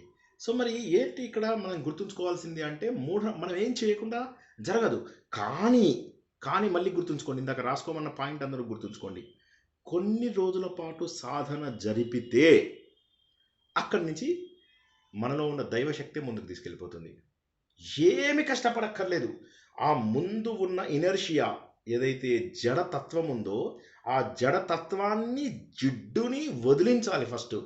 ఆ తర్వాత అది ఎంత ఫాస్ట్గా వెళ్ళిపోతుంది తెలుసా? చకచక చకచక చకచక చకచక. నువ్వు ఇప్పుడు ఒక సైంటిస్ట్ అంటే సైంటిస్ట్ కనుక్కున్నాడా? కాదు. ఆ సైంటిస్టులో ఉన్న దైవతత్వం కనుక్కున్నది. అది ఒక ఋషి కనుక్కున్నాడా? లేదు. ఆ ఋషిలో దైవత్వము అది కనుక్కున్నది. అలా కాకుండా ఉంటే ఇక అందరూ చదువుకున్న వాళ్ళే ప్రపంచంలో గొప్ప వాళ్ళు అవ్వాలి. కాదు, చదువు లేని వాళ్ళు కూడా గొప్ప వాళ్ళు ఉన్నారు. జ్ఞానం ద్వారా గొప్ప వాళ్ళు అయిన వాళ్ళు ఉన్నారు. సూరదాసు ఏం తెలుసు ఆయనకి? కబీర్ దాసు హిందువు కూడా కాదు. ఆయనకి ఎలా తెలుసు మరి ఈ తత్వం? ఎందుకంటే ఒక స్థాయి తర్వాత భగవంతుడే మనల్ని ముందుకు తీసుకెళ్ళి. ఈ పాయింట్ అర్థం కాని వాళ్ళు చెప్పండి నాకు. ఈ పాయింట్ అర్థమైందా? అర్థం కాని వాళ్ళు ఒకసారి చెప్పండి. ఇప్పుడు నేను ఏమన్నాను? ఫస్ట్ సాధన మొదలు పెట్టాలి. ఒక స్థాయి తర్వాత మనలో ఉన్న దైవీ లక్షణాలు మనల్ని తీసుకువెళ్తాయి, ముందుకు తీసుకెళ్తాయి. మనం ఆ తర్వాత కష్టపడక్కర్లా. ఆ తర్వాత ఏమవుతుంది తెలుసా? అదొక సూపర్ ఫాస్ట్. ఇప్పుడు మీరు మీ ఇంటి నుంచి ఎయిర్పోర్ట్ దాకా వెళ్ళే వరకే మీ కష్టము. ట్రాఫిక్ లోపల ఇబ్బందులు, ఇటు ట్రాఫిక్ అటు ట్రాఫిక్, వీడు వాడికి గుద్దుతాడు, వాడికి వీడికి గుద్దుతాడు, ఇంటి లోపల లగేజ్ ప్యాక్ చేసుకోవాలి, ఇవన్నీ. ఫ్లైట్ ఎక్కాక మీ రెస్పాన్సిబిలిటీ ఏంటి చెప్పండి? ఎవరైనా సరే ఫ్లైట్ ఎక్కాక మీ రెస్పాన్సిబిలిటీ ఏంటి? 15 గంటలు అంతే కూర్చోవడమే. 15-16 గంటల పాటు మధ్య మధ్య లోపల ఎయిర్ హోస్టెస్లు వస్తారు. వాళ్ళు వచ్చేసి మీకు చక్కగా ఎయిర్ హోస్ట్లు వస్తారు. వాళ్ళు కూడా వచ్చి మీకు కావాల్సినటువంటి భోజనాలు అవి ఇస్తారు. మర్యాద చేసే వాళ్ళు మర్యాద చేస్తారు. కూర్చోవడము, తినడము, వాకింగ్ చేసుకోవడము. 17 గంటలు 18 గంటలు మీరు ఎక్కడికైనా వెళ్ళిపోవచ్చు. ఒక్కసారి ఆ ఇనీషియల్ ఇనర్షియాని గనక దాటినట్లయితే, ఆ జడత్వాన్ని గనక ఆ జడత్వం దాటడానికే ఇంతమంది ఇబ్బంది పడుతున్నారు. నేను ఇందాక చెప్పే కదా, సార్ ఏం సార్ నీకు దేడు దిమాకున్నదా? మొదటిసారి వినడమే కష్టమవుతుంది, సగమే వింటాం మొదటిసారి మేము, మళ్ళీ నువ్వు రెండోసారి కూడా వినమంటున్నావా? ఏం సార్ దిమాకుందా మీకు? కొద్దిగా బ్రెయిన్ దగ్గర ఉంచుకొని మాట్లాడండి అంటున్నారు కదా మీరంతా. సో దానికి జవాబు చెప్తున్నాను నేను. ఇది దానికి జవాబు ఇది. నేనేం అనలేదు సార్, అలాగే ఉంటుంది సార్. అలాగే అనడం లేదు సార్. నాకు చాలా ఇంట్రెస్ట్ గా ఉంది సార్. వింటుంటే ఇంకా వినాలుంది సార్. ఇంకా ఏం చెప్తారా, ఇంకా ఏం చెప్తారా అని సస్పెన్స్ గా వింటున్నాను సార్. అయింది, ఇంకా 5 రోజులు అయిపోయింది. ఇంకో 2-3 రోజులలో అయిపోతుంది. 2 రోజులలో అయిందా అయిపోతుంది, లేకపోతే 9 రోజులలో పూర్తి చేసుకుందాం. కానీ గుర్తుంచుకోండి, ఆ ఇనర్షియా ఏదైతే ఉందో దాంట్లోంచి బయటపడాలి. ఇప్పుడు నేను సాధన మొదలెట్టిన టైం లోపల 8 గంటలు 9 గంటలు అదే పని. ఇప్పటికి కూడా నేను వారానికి 3 రోజులు ఆఫీస్కి వెళ్తాను. 2 రోజులు వెళ్ళాను కదా, ఆ 2 రోజులు కూడా కింద కూర్చుంటాను. మాదొక చెట్టు ఉంది, ఆ చెట్టు కింద కూర్చుంటాను. ఎవ్వరు రారు అక్కడికి. నా కాలుకు కొద్దిగా మొన్న గోరు ఇదైంది కాబట్టి కొత్తగా ఒక చైర్ వేసుకుని ఆ చైర్ మీద కాలు పెట్టుకుని చదువుకుంటూ కూర్చుంటాను. పొద్దున 9 నుంచి 12-1 గంట దాకా, మళ్ళీ 1 గంట నుంచి 2-2:30 దాకా పడుకుంటాను. మళ్ళీ 3 నుంచి మళ్ళీ సాయంత్రం 7:30-8 దాకా చదువుకుంటా. జస్ట్ ఇమాజిన్ ఎంత ఆనందంగా ఉంటుందో. ఒక్కసారి చూడండి ఆ పద్ధతిలో ఎంత ఆనందంగా ఉంటుందో. సార్ మాకు అట్లా కాదు సార్, మేము మీలాగా కాదు అనకండి. నేను ఉద్యోగం చేస్తాను, నాకు ఆర్ఎస్ఎస్ బాధ్యతలు ఉన్నాయి, నాకు నా సొంత ఫౌండేషన్ పని ఉంది, నేను చదవాల్సినటువంటిది ఉంది. ఇప్పుడు ఇది చేయడం కోసం ముందు ల్యాప్టాప్ సెట్ చేసుకోవాలి. దానికి కరెక్ట్ వ్యూ వస్తుందా అలా చూసుకోవాలి, లైటింగ్ కరెక్ట్గా వస్తుందా చూసుకోవాలి. మళ్ళీ దీనికి బ్యాకప్ కింద ఇంకొకటి రికార్డింగ్ డివైస్ పెడతాను.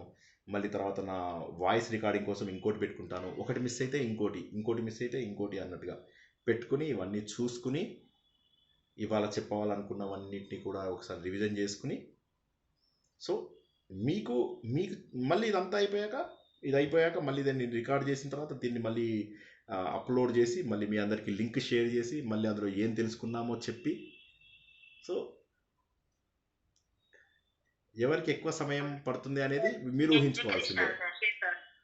జై శ్రీకృష్ణ సార్. జై ఇప్పుడు శ్రీకృష్ణ. మెయిన్ మీరు చెప్పింది ఏమంటే మనము ధారణా శక్తిని మనం పెంపొందించుకోవాలి. ఏ విధంగా అయితే మనం వెన్నె తీయాలి అంటే గన దాన్ని మీగడని తీసి ఎత్తిపెట్టి దాన్ని ఏ విధంగా అయితే చిలికి ఒకసారి వెన్న అంటూ వచ్చింది అంటే గనే ఇంకా అది అల్టిమేట్. ఆ విధంగా అంటే ప్రయాస అనేది దేనికన్నా కూడా మనం పడాలి. ఆ ప్రయాస అనేది ఈ ధారణా శక్తి నుండి మీరు అప్పుడు మంచిగా వెంకటేశ్వర స్వామి గురించి ఆ ధారణ అనేది వివరించిండ్రు కదండి సార్.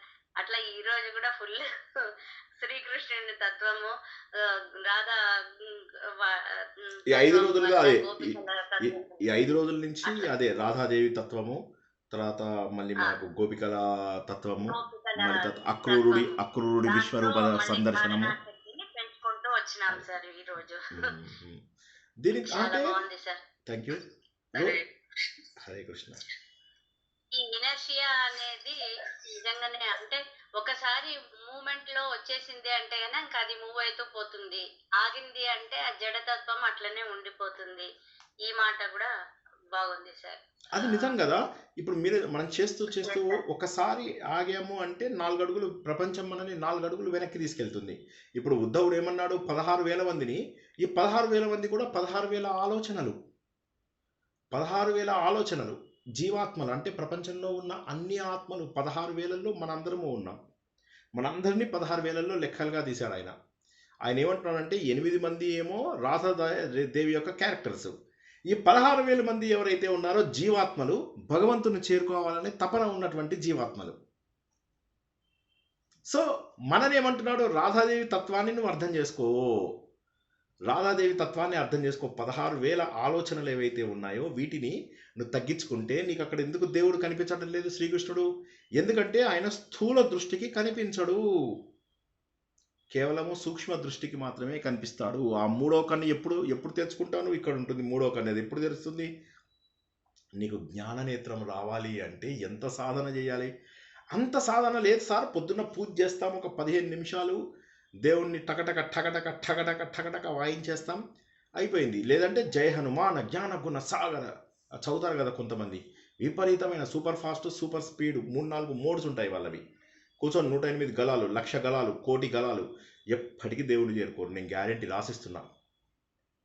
గుంపులో గోవింద ఉంటారు, అది అంతవరకు ఓకే. కానీ ఎప్పటికీ రాదు, అది ఎప్పటికీ పరిణతి వచ్చే ఛాన్సే లేదు. అందుకే ఈ వారం రోజుల పాటు మనం ఏం తెలుసుకున్నాం? కల్చర్ డెవలప్ చేసుకుందాం, కల్ట్ కాదు. ఒక గుంపులో జాయిన్ అయిపోతే జీవితం అక్కడ ఆగిపోతుంది. ధర్మాన్ని, మన సంస్కృతిని తెలుసుకుంటే అసలు స్వరూపం తెలుస్తుంది.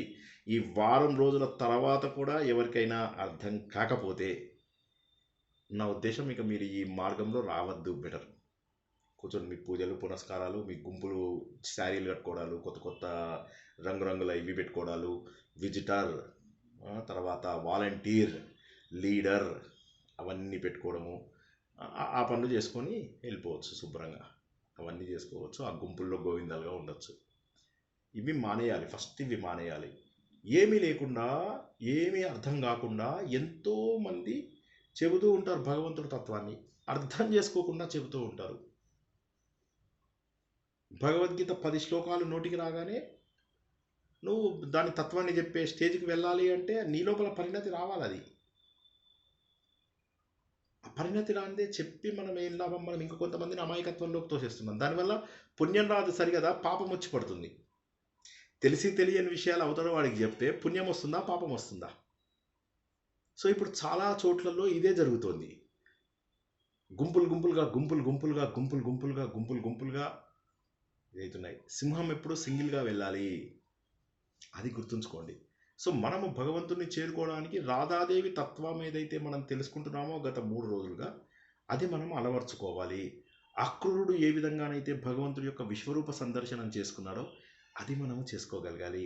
అర్థమవుతుందా? లేక నేను ప్రయాసపడుతున్నానా? ఈ వారం రోజులు కూడా అనవసరంగా పెట్టుకున్నారు సార్, మాకు అర్థం కాదు, మీరు వదిలేయండి. సార్ అర్థమవుతోంది సార్. అర్థం కాని వాళ్ళు కూడా ఎవరైనా ఉంటారు, తప్పేమీ లేదు. కానీ అర్థం కాకపోతే అడగండి. ఇంకెవరికైనా ఇందులోపల ఇంకా కూడా ఎక్కడైనా ఆగిపోయిన వాళ్ళు ఉన్నారా?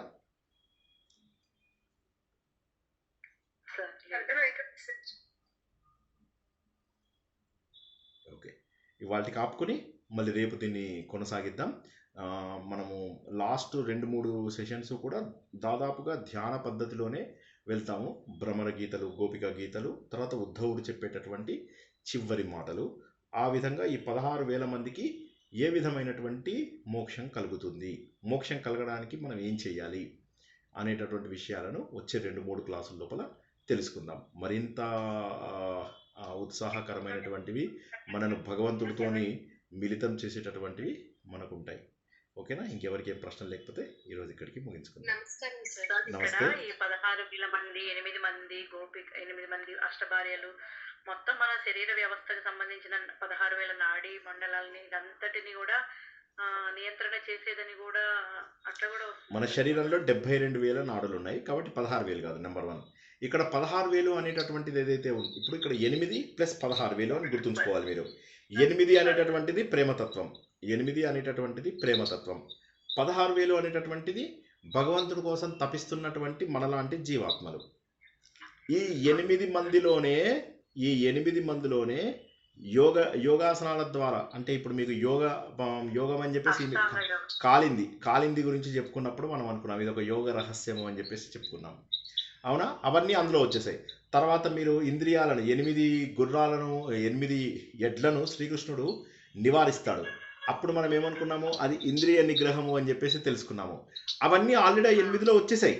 ఈ 16,000తోని నాడీ వ్యవస్థతో కలపకుండా 8 అనేటటువంటి వాటిలోనే ఇంద్రియ నిగ్రహము, ప్రశాంతత, వినయము, ఆత్మీయత, ప్రేమ, భక్తి, యోగము, కర్మ వచ్చింది. జాంబవంతి విషయం లోపల కర్మ వచ్చింది. తర్వాత ఈ సత్యభామ విషయం లోపల అహంకారము ప్రేమగా మారినటువంటి వైనాన్ని తెలుసుకున్నాం. అవునా? సో ఈ విధంగా ఒక్కొక్కరికి ఈ మంచి లక్షణాలన్నీ కూడా 8 మందిలో. ఈ 16,000 లక్షణాలు ఏవైతే ఉన్నాయో ఉపదేశసారంలో తెలుసుకున్నట్టుగా ఒక వ్యక్తికి ఉన్నటువంటి వివిధ ఆలోచనలు, అంటే మనము వివిధ ఆలోచనల ద్వారా ఎప్పుడు సతమతం అయిపోతూ ఉంటాం, అంటే జీవాత్మలు. ఈ జీవాత్మలు అందుకే ఈ 16,000 మంది ఉద్ధవుడి దగ్గరికి చేరుకోవడానికి కారణం ఏమిటి? వాటికి జీవితం లోపల ఒక లక్ష్యాన్ని తెలుసుకోవాలి అని చెప్పి వెళ్ళినందుకు. జై శ్రీకృష్ణ. ఇందాక ఎవరో ప్రశ్న అడుగుతున్నారు, నమస్కారం సార్ అన్నారు, వాళ్ళు నేను మళ్ళీ చేయండి, అన్మ్యూట్ అయ్యి మాట్లాడండి. సార్, యాక్చువల్గా సాధనలో స్వాధ్యాయం ఒక భాగం కదా సార్, ఇంకా ఏమేమి మార్గాలు ఉంటాయి సార్ నిజంగా సాధన చేయడానికి టువర్డ్స్ గోయింగ్ టువర్డ్స్ మెచ్యూరిటీ? ఇప్పుడు మనకు హిందూ ధర్మంలో ఉన్నటువంటివి 4 మార్గాలు. అవునా? కర్మ, భక్తి, జ్ఞానము, రాజయోగము. అవునా? ఈ 4 మార్గాలలో కర్మతో ప్రారంభిస్తాం. జనరల్గా మనం ఎప్పుడైనా ప్రారంభించినప్పుడు, ఎవరు మాట్లాడేది ఎవరు నాకు కనిపించడం లేదు. నేను రమణి సార్. ఓకే. సో అయితే కర్మ అనేటటువంటిది ఏదైతే ఉన్నదో, ఈ మార్గము మనము నిత్య జీవితంలో చేయవలసినటువంటి పనులను ఆపకుండా చేసుకోవడం, అంటే మన బాధ్యతలను సక్రమంగా తెలుసుకుంటూ సమాజంతో మనము క్రమ పద్ధతి లోపల డిటాచ్మెంట్ పెంచుకుంటూ ఉండడం మొదటి మెట్టు. ఓకేనా? కర్మయోగము ప్లస్ డిటాచ్మెంట్, ఈ 2. రెండవది ఏంటంటే స్వాధ్యాయం. స్వాధ్యాయం ఎందుకు ఉపయోగపడుతుంది? స్వాధ్యాయము ఆలోచించడానికి ఉపయోగపడుతుంది. జ్ఞానయోగం అనేటటువంటిది ఏదైతే అల్టిమేట్ లాస్ట్ స్టెప్ ఏదైతే ఉందో భగవంతుని చేరుకోవడానికి, ఏదైనా కూడా అల్టిమేట్లీ జ్ఞానయోగంకి వచ్చి పరిసమాప్తి అవుతుంది. కర్మయోగం చేసినా జ్ఞానయోగంలోకే, రాజయోగం చేసినా జ్ఞానయోగంలోంచే, భక్తి యోగం చేసినా మళ్ళీ జ్ఞానయోగంలోకే వస్తాయి. ఏది చేసినా కూడా అల్టిమేట్గా జ్ఞానయోగంలోనే పరిసమాప్తి చెందుతాయి అని మనం భగవద్గీతలో కూడా తెలుసుకున్నాము. అయితే ఇందులోపల స్వాధ్యాయము ఏదైతే ఉందో అది జ్ఞానయోగానికి దగ్గరైనటువంటిది. అంటే ఏంటి? నిరంతరము వింటూ వాటిని గురించి ఆలోచించడం, ఇది ఎందుకు జరిగింది, సత్యము తెలుసుకుంటే చాలు. జ్ఞాన మార్గంలో ఉన్నటువంటి మెథడ్ ఏంటి? శ్రవణం, మననం, నిధిధ్యాసనం. శ్రవణం అంటే వినడం, మననం అంటే రిపీట్గా వినడం. రిపీట్గా వింటే ఏమవుతుందంటే మర్చిపోయిన పాయింట్ మనకు వస్తాయి. ఉదాహరణకి ఒక కారు నడిపించాలంటే మనం ఏం చేస్తాము?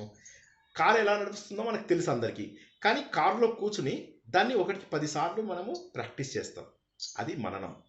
నిధిధ్యాసనం ముండిపోతుంది. ఇక్కడ గుద్దుకున్న తర్వాత కారు లోపల సెల్ ఫోన్ మాట్లాడుతూ, పక్క వాళ్ళతో జోక్స్ చెప్పుకుంటూ, సినిమాలు చూస్తూ కూడా కారును నడిపించవచ్చు. అది నిధిధ్యాసనం. శ్రవణం, మననం, నిధిధ్యాసనం అనేటటువంటివి జ్ఞాన మార్గం లోపల మెట్లు. ఈ జ్ఞాన మార్గానికి రావాల్సినప్పుడు ఏ మార్గంలో ప్రారంభించినా కూడా అది అల్టిమేట్లీ ఎండ్స్ విత్ జ్ఞాన మార్గం.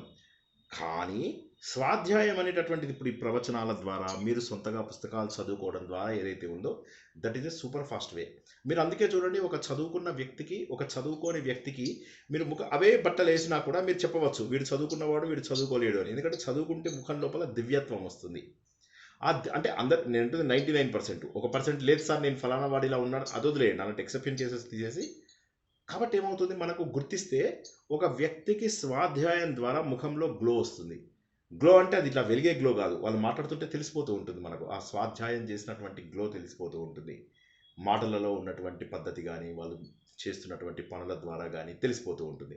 కాబట్టి స్వాధ్యాయం ద్వారా ఎక్కువ శక్తి ఉంటుంది. ఒక చదువుకున్న వాడికి చదువుకోని వాడికి వ్యావహారిక జీవితంలో మనం ఏ మార్పునైతే చూస్తామో అదేవిధంగా భగవంతుడి వైపు కూడా ఎవరైతే శ్రద్ధ పెట్టి చదువుతారో వాళ్ళకి ఎక్కువ జ్ఞానం వస్తుంది. అందుకే భగవంతుడు అల్టిమేట్లీ ఏమంటాడు, శ్రద్ధవాన్ లభతే జ్ఞానం. కాబట్టి స్వాధ్యాయం అనేది అత్యంత ముఖ్యమైనటువంటిది. కర్మయోగం చేయాల్సిందే కంపల్సరీగా, అంటే మన బాధ్యతలు మనము చేసి తీరవలసిందే. రెండోది వైరాగ్యము, కర్మ కంపల్సరీగా చేయాలి. వైరాగ్య భావన ఇప్పుడు మన మాటల ద్వారా ఇన్ని ప్రవచనాలలో మనం తెలుసుకుంటున్నట్టుగా వైరాగ్య భావనను అలవార్చుపరచుకోవడం. ఇక మూడోది ఏంటంటే భక్తి మార్గము. ఇది భగవంతుడి పైన అన్నీ వదిలేయడం.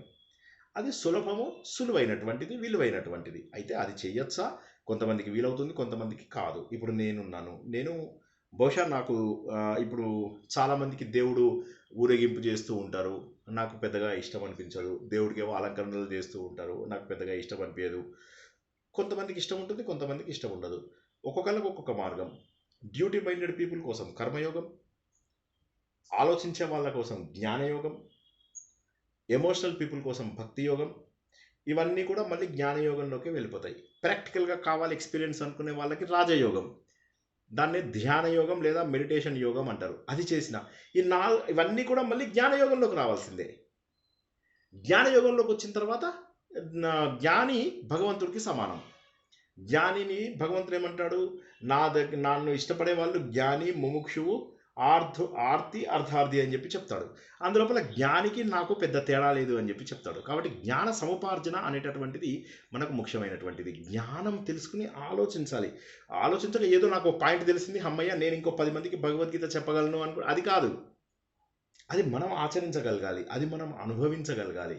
భగవంతుడిని అనుభవపూర్వకంగా తెలుసుకోవాలి. సో మీరు అడిగిన ప్రశ్నకు సమాధానం ఏంటంటే స్వాధ్యాయం తప్పనిసరి, మన డ్యూటీ వదిలేయకూడదు, వైరాగ్య సాధన అలవర్చుకోవాలి. జై Shri Krishna. Thank you sir. Sir ఇప్పుడు కర్మయోగం అయినా సరే, భక్తి మార్గం అయినా సరే, ఆర్ రాజయోగం అయినా సరే, ఏదైనా సరే it will end up into జ్ఞానయోగం అన్నారు కదా. ఇప్పుడు మనం కర్మయోగం ఒకటే పాటిస్తూ ఉంటే అంటే నాలాంటి వాళ్ళకి ఒక ప్రమాదం కూడా ఉంటుంది కదా సార్. అంటే ప్రతిరోజు నేను చేస్తున్నాను, నా డ్యూటీస్ కుటుంబ పరంగా కావచ్చు, ప్రొఫెషనల్ కావచ్చు, నేను చేస్తూ పోతున్నాను అని చెప్పి నేను భగవంతుడిని మర్చిపోతే మళ్ళీ ఉపయోగం లేదు కదా సార్. భగవంతుడు అనేది మర్చిపోవడానికి అవకాశం లేదు, ఎందుకంటే భగవంతుడు మనలోనే ఉన్నాడు కదా. ఇప్పుడు మన డ్యూటీ మీకు నేను ఇంతకుముందు చెప్పాను అనుకుంటాను, మన మల్లాది చంద్రశేఖర శాస్త్రి గారని మహానుభావుడు. ఆయన మనకు ధర్మ సందేహాలు అసలు మొట్టమొదలుగా ప్రారంభించింది ఆయనే అన్నమాట. అయితే ఆ సమయం లోపల ఆయన ఏ ప్రశ్న అడిగినా కూడా ఆయన అద్భుతమైనటువంటి సమాధానాలు ఇస్తుండేవాడు. అసలు అలాంటి వారు మన ఆంధ్రదేశంలో పుట్టడం మన అదృష్టం. కొద్దిమంది మన ఆంధ్రదేశంలో పుట్టిన వాళ్ళలో కొద్దిమంది అమోఘమైనటువంటి వ్యక్తులలో ఆయన ఒకరు. అయితే ఆయనని ఒక వ్యక్తి అడిగాడు, అయ్యయ్యో మీరు చెప్తున్నవన్నీ విన్న తర్వాత నాకు చాలా బాధేస్తుంది, నేను ఇలా ఒక సేవా కార్యక్రమాలలో ఉన్నాను, నేను ఎప్పుడూ కూడా సేవ చేస్తూ ఉంటాను, నిష్కామ కర్మ చేస్తూ ఉంటాను, నిష్కామ కర్మ చేస్తూ ఫలితాలు ఆశించకుండా ఇలా ఒక ఫౌండేషన్ పెట్టాను, అది నడిపిస్తూ ఉన్నప్పుడు నాకు బాధేసింది, భగవంతుని నేను మర్చిపోతున్నానేమో అని, మీరు దయచేసి నాకు ఒక మంత్రాన్ని ఉపదేశించగలరు అని. అప్పుడు ఆయన చూశాడు, ఈయన ప్రొఫైల్ మొత్తం చూసి కింద ఒకటే లైన్ ఆన్సరు, మీకు ఏ విధమైనటువంటి మంత్రోపదేశం అవసరం లేదు అని చెప్పి. ఎందుకోసమంటే మానవ సేవను మించినటువంటి మంత్రం లేదు, మానవ సేవను మించినటువంటి పూజ లేదు. ఇదే మనము ఒక వేరే మన కథనే వేరే వాళ్ళు కాపీ కొట్టింది అబూబేనాథం అనే ఆ కథ లోపల తెలుసుకున్నాం. అతను ఎంతసేపు కూడా ఒక్కసారి మ్యూట్లోకి వెళ్ళాలి, ఎవరో మ్యూట్లోకి వెళ్ళండి, కొద్దిగా డిస్టర్బెన్స్ వస్తుంది, తర్వాత మళ్ళీ మాట్లాడుకుందాం. ఓకే, మళ్ళీ ప్రశ్న ఉంటే మళ్ళీ అడగండి. అయితే ఈ అబు అనే అతను ఏంటంటే మనుషులను బాగా ప్రేమిస్తూ ఉంటాడు. అతని ఇంటికి దేవదూత వస్తాడు ఒకరోజు. వచ్చినప్పుడు ఏమవుతుందంటే ఇంట్లోపల ఫుల్ వెలుతురు ఉంటుంది. అని అడుగుతాడు దేవదూత, ఏంటి ఎందుకు వచ్చావు అంటే, ఏం లేదు నేను ఒక లిస్ట్ తయారు చేసుకొని వచ్చాను అంటాడు. ఏంటి ఆ లిస్టు అంటే, దేవుణ్ణి ప్రేమించే వాళ్ళు ప్రతిరోజు పొద్దున్నే లేవగానే దేవుడికి దండం పెట్టుకొని దేవుణ్ణి పూజించే వాళ్ళది ఒక పెద్ద గ్యాంగ్ ఉంది. ఆ గ్యాంగ్ది లిస్ట్ నా దగ్గర ఉంది అంటాడు. అంటే వావ్ వండర్ఫుల్, నా పేరు ఉందా అంటాడు. అతను చూస్తాడు, చూసి టాప్ 100లో నీ పేరు లేదు, నువ్వు దేవుణ్ణి పూజించవు కదా అంటే, అవునవును నిజమే, నేను ఎప్పుడు మనుషులను సేవిస్తూ మనుషుల వెనకాల పడుతూ మనుషులను ఇది చేస్తూ నేను ఎప్పుడు వాళ్ళతోటే బిజీగా ఉన్నాను, నేను దేవుణ్ణి మర్చిపోయాను నిజమే. ఇప్పుడు నువ్వు లిస్ట్ చూసిన తర్వాత బాధేస్తుంది నాకు. నువ్వు మనుషులను ప్రేమించే లిస్ట్ ఏదన్నా తయారు చేస్తే నా పేరు పెట్టవా అందులోపల, నన్ను గుర్తుంచుకో ఒకసారి అంటాడు. దేవదూత నవ్వి వెళ్ళిపోతాడు. వెళ్ళిపోయి నెక్స్ట్ డే నాడు ఇంతకంటే ఎక్కువ వెలుతురైనటువంటి దీంతో మళ్ళీ వస్తాడు. ఏంటి వాళ్ళ ఇంకా బ్రైట్గా వెలిగిపోతున్నావు దేవదూత, ఏంటి నీకు ఏం కావాలి అంటే, ఈరోజు నేను మరొక లిస్ట్ తీసుకొచ్చాను అంటాడు. ఏంటి అంటే, దేవుడు కూడా ప్రతిరోజు కొంతమందిని ప్రేమిస్తాడు, దేవుడు కొంతమందికి ప్రతిరోజు పూజిస్తాడు, దేవుడు కొంతమందిని ప్రతిరోజు జ్ఞాపకం చేసుకుంటాడు. అంటే అవునా నా పేరుందా అంటే, నీ పేరే మొట్టమొదటి పేరు. సో మనుషులను ప్రేమించే వాళ్ళని దేవుడు ఖచ్చితంగా ప్రేమిస్తాడు. అద్వేష్ట సర్వభూతానాం మైత్రకర్ణ ఏవచ సమశత్రువు చ మిత్రేచ. తర్వాత ఉదాసీన, అది ఇవన్నీ ఏంటంటే మనకు భగవంతుడు ఏమంటాడు, ప్రతి వాడి సంతోషాన్ని నువ్వు చూడాలి, నువ్వు ఉద్వేగం చెందకుండా అవతల వాళ్ళని ఉద్వేగపరచకుండా వేరే వాళ్ళ కోసం సేవ చేసేటటువంటి వాడు నాకు అత్యంత ప్రీతిపాత్రుడు. 12వ అధ్యాయంలో ప్రతి లైన్లో చెప్తాడు ఆయన, ఇలాంటి వాడు నాకు ఇష్టము, ఇలాంటి వాడు నాకు ఇష్టము, ఇలాంటి వాడు నాకు ఇష్టము, ఇలాంటి వాడు నాకు ఇష్టము అని చెప్పి ఆ చెప్పేవన్నీ కూడా ఒక వ్యక్తి, క్లీన్ ఇమేజ్ ఉన్నటువంటి ఒక వ్యక్తి గురించి మాట్లాడతాడు. నాకు ఇన్ని పూజలు చేశాడా, ఇన్నిసార్లు నా నామం చేశాడా, ఇన్నిసార్లు నాకు అభిషేకం చేశాడా అని అడగాడు భగవంతుడు. భగవంతుడు సేవకి దాసి. జై శ్రీకృష్ణ. మీ ప్రశ్నకు జవాబు దొరికిందమ్మా? దొరికింది సార్. ఇంకొక చిన్న ప్రశ్న సార్. ఇప్పుడు మన ఫ్యామిలీ అంటే మాలాంటి వాళ్ళ ఫ్యామిలీస్ లో కానీ లేకపోతే బయట కానీ గుళ్ళల్లో కానీ మనకి బాగా అలవాటు చేస్తుంది ఏంటంటే ప్రతిరోజు నిత్య పూజ చేయటం, అంటే వాట్ ఎవర్ దీపం పెట్టుకోవడం, దేవతార్చన, చిన్న చిన్నవి చేసుకొని ఆఫీస్కి వెళ్ళిపోవడం చేశారు కదా. ఇప్పుడు సమ్ టైమ్స్ మనము మిస్ అయిపోతా ఉంటే ఎక్కడో కొంచెం డిస్సాటిస్ఫాక్షన్ అలా రోజంతా ఉండిపోతుంది. సో ఇప్పుడు ఇది కూడా ముఖ్యమైన అంటారా సార్? ప్రతిరోజు ఆ నిత్య కర్మలు చేయవలసిందేనా? దేవతార్చన అనేటటువంటిది మానసికంగా చేయగలిగితే అది అన్నిటికంటే బెటరు. ఇప్పుడు మనం ఉపదేశ సారంలో కానీ వాటిల్లో కానీ అన్ని చోట్ల ఏం తెలుసుకున్నాము, ముందుగా కాయం త్రికరణాలు అని 3 ఉంటాయని మనం తెలుసుకున్నాం. అందులో మొదటిది కాయంతో, శరీరంతో చేసేది లోయెస్ట్ లెవెల్. దానికంటే కొద్దిగా ఉన్నతమైనటువంటిది వాక్కుతో చేసేది. ఓకే, ఈ వాక్కుతో చేసేవి మళ్ళీ 3 రకాలు ఉంటాయి. గట్టిగా చదవడము, మధ్య రకంగా చదవడము, లోపల చదువుకోవడము. మూడవది మనసుతో చేసేది. మనస్సుతో చేసేటటువంటిది అన్నిటికంటే కూడా గొప్పది అని చెప్పేసి భగవంతుడు మనకు చెప్పాడు. ఏమని? మనోవాక్కాయాలు అనేటటువంటి త్రికరణాలలో మనస్సుతో చేసేటటువంటి పూజలు గొప్పవి అని. ఏ రోజైతే మీరు ఇంట్లోపల ఒకవేళ దేవతార్చన చేయలేకపోతారో అప్పుడు మీరు రైల్లోనో బస్సులోనో ఎక్కడో, అది మనసు లోపల, మళ్ళీ ఆఫీస్కి వెళ్ళి చేయకండి. ఆఫీస్ లోపల ఆఫీస్ పని చేయాలి. మీరు డబ్బులు తీసుకుంటున్న దానికి ఆఫీస్లో పని చేయవలసిందే. కానీ ఆఫీస్లో చేసే పని కర్మయోగం కిందికి రాదు. నేను పొద్దున్నే కాఫీ తాగేసి వెళ్ళిపోతాను ఆఫీస్కి, నేను కర్మయోగిని అంటే కాదు. కర్మయోగం అంటే నిష్కామంగా చేయడము, ఫలితములను ఆశించకుండా చేయడము. ఇది నేను చేశాను అనుకోకుండా చేయడంని నిష్కామ కర్మయోగం అంటారు. లోక సంగ్రహం కోసం చేయడము. ఈ 4 క్యారెక్టరిస్టిక్స్ మీట్ అవ్వాలి. కామం లేకుండా చేయాలి, కోరిక లేకుండా, ఏ ఫలితం వచ్చినా కూడా యాక్సెప్ట్ చేసే సిచ్యువేషన్లో ఉండాలి. ఇది నేను చేశాను అని భావన కూడా ఉండకూడదు. అండ్ లోక సంగ్రహం కోసం చేయాలి, కేవలము బాధ్యతగా చేయాలి. ఈ 5 చేస్తే మాత్రమే అది కర్మయోగం కిందికి వస్తుంది. నేను పొద్దున్నే లేచి ఆఫీస్కి వెళ్ళిపోయాను, లేకపోతే ఇంట్లో అందరికీ వంట వండి పెడుతున్నాను, అది కర్మయోగం అంటే కాదు. అది చేయవలసిన బాధ్యత, అది చేయాలి, తప్పదు. కానీ మిగతా పనులేవి కూడా ఇవి నేను చేశాను అనుకోకుండా, ఫలితం ఆశించకుండా చేయగలిగేటటువంటిది కర్మయోగము. ఇప్పుడు మీ విషయంలో దేవతార్చన నిత్యకర్మే ఖచ్చితంగా. అయితే అది మానసికంగా చేయండి, తప్పులేదు. అది కంపల్సరీగా చేయాలా, ఒకరోజు మిస్ అవుతే ఏం కాదు, మనసులో చేసుకోండి, తప్పదు. మీరు ఏదైతే మీరు పూజ రూపంలో చేస్తారో అది తప్పకుండా మనసు రూపంలో చేసుకోండి. ఏ విధమైనటువంటి ఇబ్బంది ఉండదు మీకు. అది కాక ఇంట్లో చేసే పూజలు ఏవైతే ఉంటాయో, ఇంట్లో చేసే పూజలు ఏది పడితే అది స్తోత్రాలు మంత్రాలు చదవడం తప్పు. జనరల్గా ఏమవుతుందంటే ఇంట్లో మనము దేవుడి విగ్రహాలు పెట్టుకోము, పటాలు పెట్టుకుంటాం. విగ్రహాలు పెట్టుకున్న వాళ్ళు ఆ విగ్రహానికి ప్రతిరోజు పూజ చేయాలి. విగ్రహానికి ఒక రకమైనటువంటి ప్రతిష్టాపన అని ఉంటుంది. విగ్రహానికి పూజ చేయకపోతే దాన్ని మనం నిమజ్జనం చేసేయాలి. విగ్రహానికి మనం ఇంట్లో పెట్టుకోము, అందుకోసమని పటంకి పూజ చేసుకుంటాం. మరి పటంకి పూజ చేసుకుంటే ఫలితం ఉంటుందా? ఏముండదు. మరి ఎలాగా?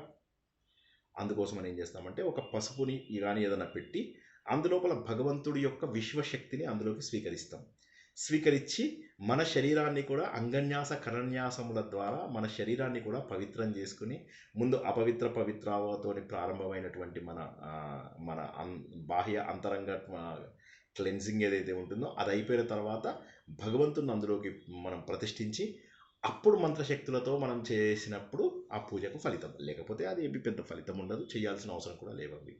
అలా మీకు ఎవరైనా పద్ధతి ప్రకారం నేర్పించి మీరు అది పాటిస్తున్నట్టయితే పాటించండి. అలా పద్ధతి ప్రకారం మీరు చేయకపోతే ఏం పర్వాలేదు, వదిలేసేయచ్చు. జై Shri Krishna. Thank you sir, thank you so much. మీరు ఎప్పుడైనా మీకు అలా కుదిరినప్పుడు మాకేమైనా అది చెప్పగలిగితే ఇంకా నేను పూజలు పునస్కారాలు జనరల్గా నాకు ఎక్కువ ఇంట్రెస్ట్ అనిపించవండి. సో మీరు ఆత్మజ్ఞానం అడిగితే రాత్రంతా కూర్చొని, ఇప్పుడు 10:30 అయింది కదా, నెక్స్ట్ 6 అవర్స్ కూర్చుందామంటే కూర్చుండిపోదాం. ఆత్మతత్వము తెలుసుకుందామంటే ఒక 6 అవర్స్. ఇప్పుడు 10:30 అయింది. సార్ ఇట్లా అడగండి సార్, మీకు నిజంగా దిడిది మాకు వచ్చింది. ఏం సార్ ఇట్లాగా గంట సేపటికే మాకు ఫుల్ నిద్రపోతున్నాం అని అలా కాకుండా జనరల్గా చేసేవాళ్ళు చెయ్యండి, ఎవరిని వద్దనని నేను. చేసేవాళ్ళు చెయ్యండి. నాకు పెద్దగా కర్మకాండాల పైన అంత ఇది లేదు.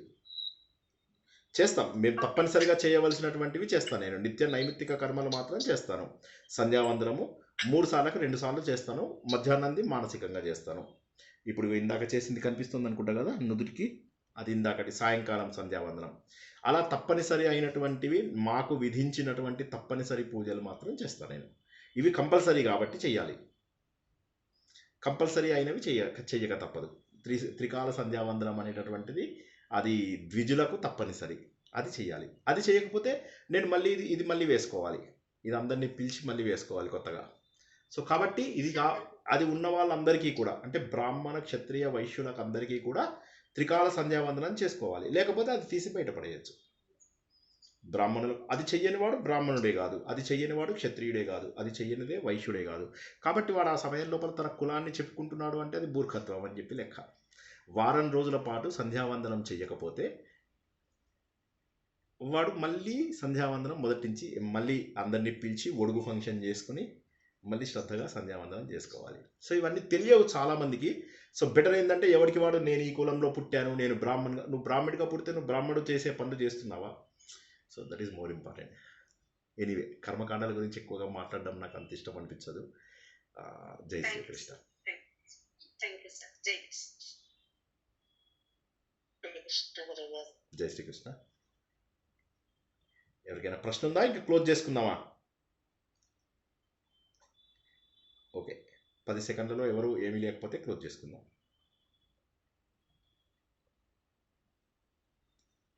అందరికీ కూడా ఆత్మతత్వం అర్థమైందని, ఈ తత్వాన్ని జీవితంలో ప్రతి విషయానికి అన్వయించుకుంటారని, మనమందరము కూడా ఆ 16,000 మందిలో ఒకరిమని, భగవంతుడి గురించినటువంటి అన్వేషణ చేస్తున్నామని, మనలో లేనిది రాధాదేవి తత్వమని, ఆ తత్వాన్ని తెలుసుకోవడానికి భగవంతుడే మనకు సహాయపడాలని ఆశిస్తూ ఈరోజు ప్రవచనాన్ని ఇక్కడికి ముగించుకుందాం. జై శ్రీకృష్ణ. పునర్దర్శనం రేపు రాత్రి 9 గంటలకు.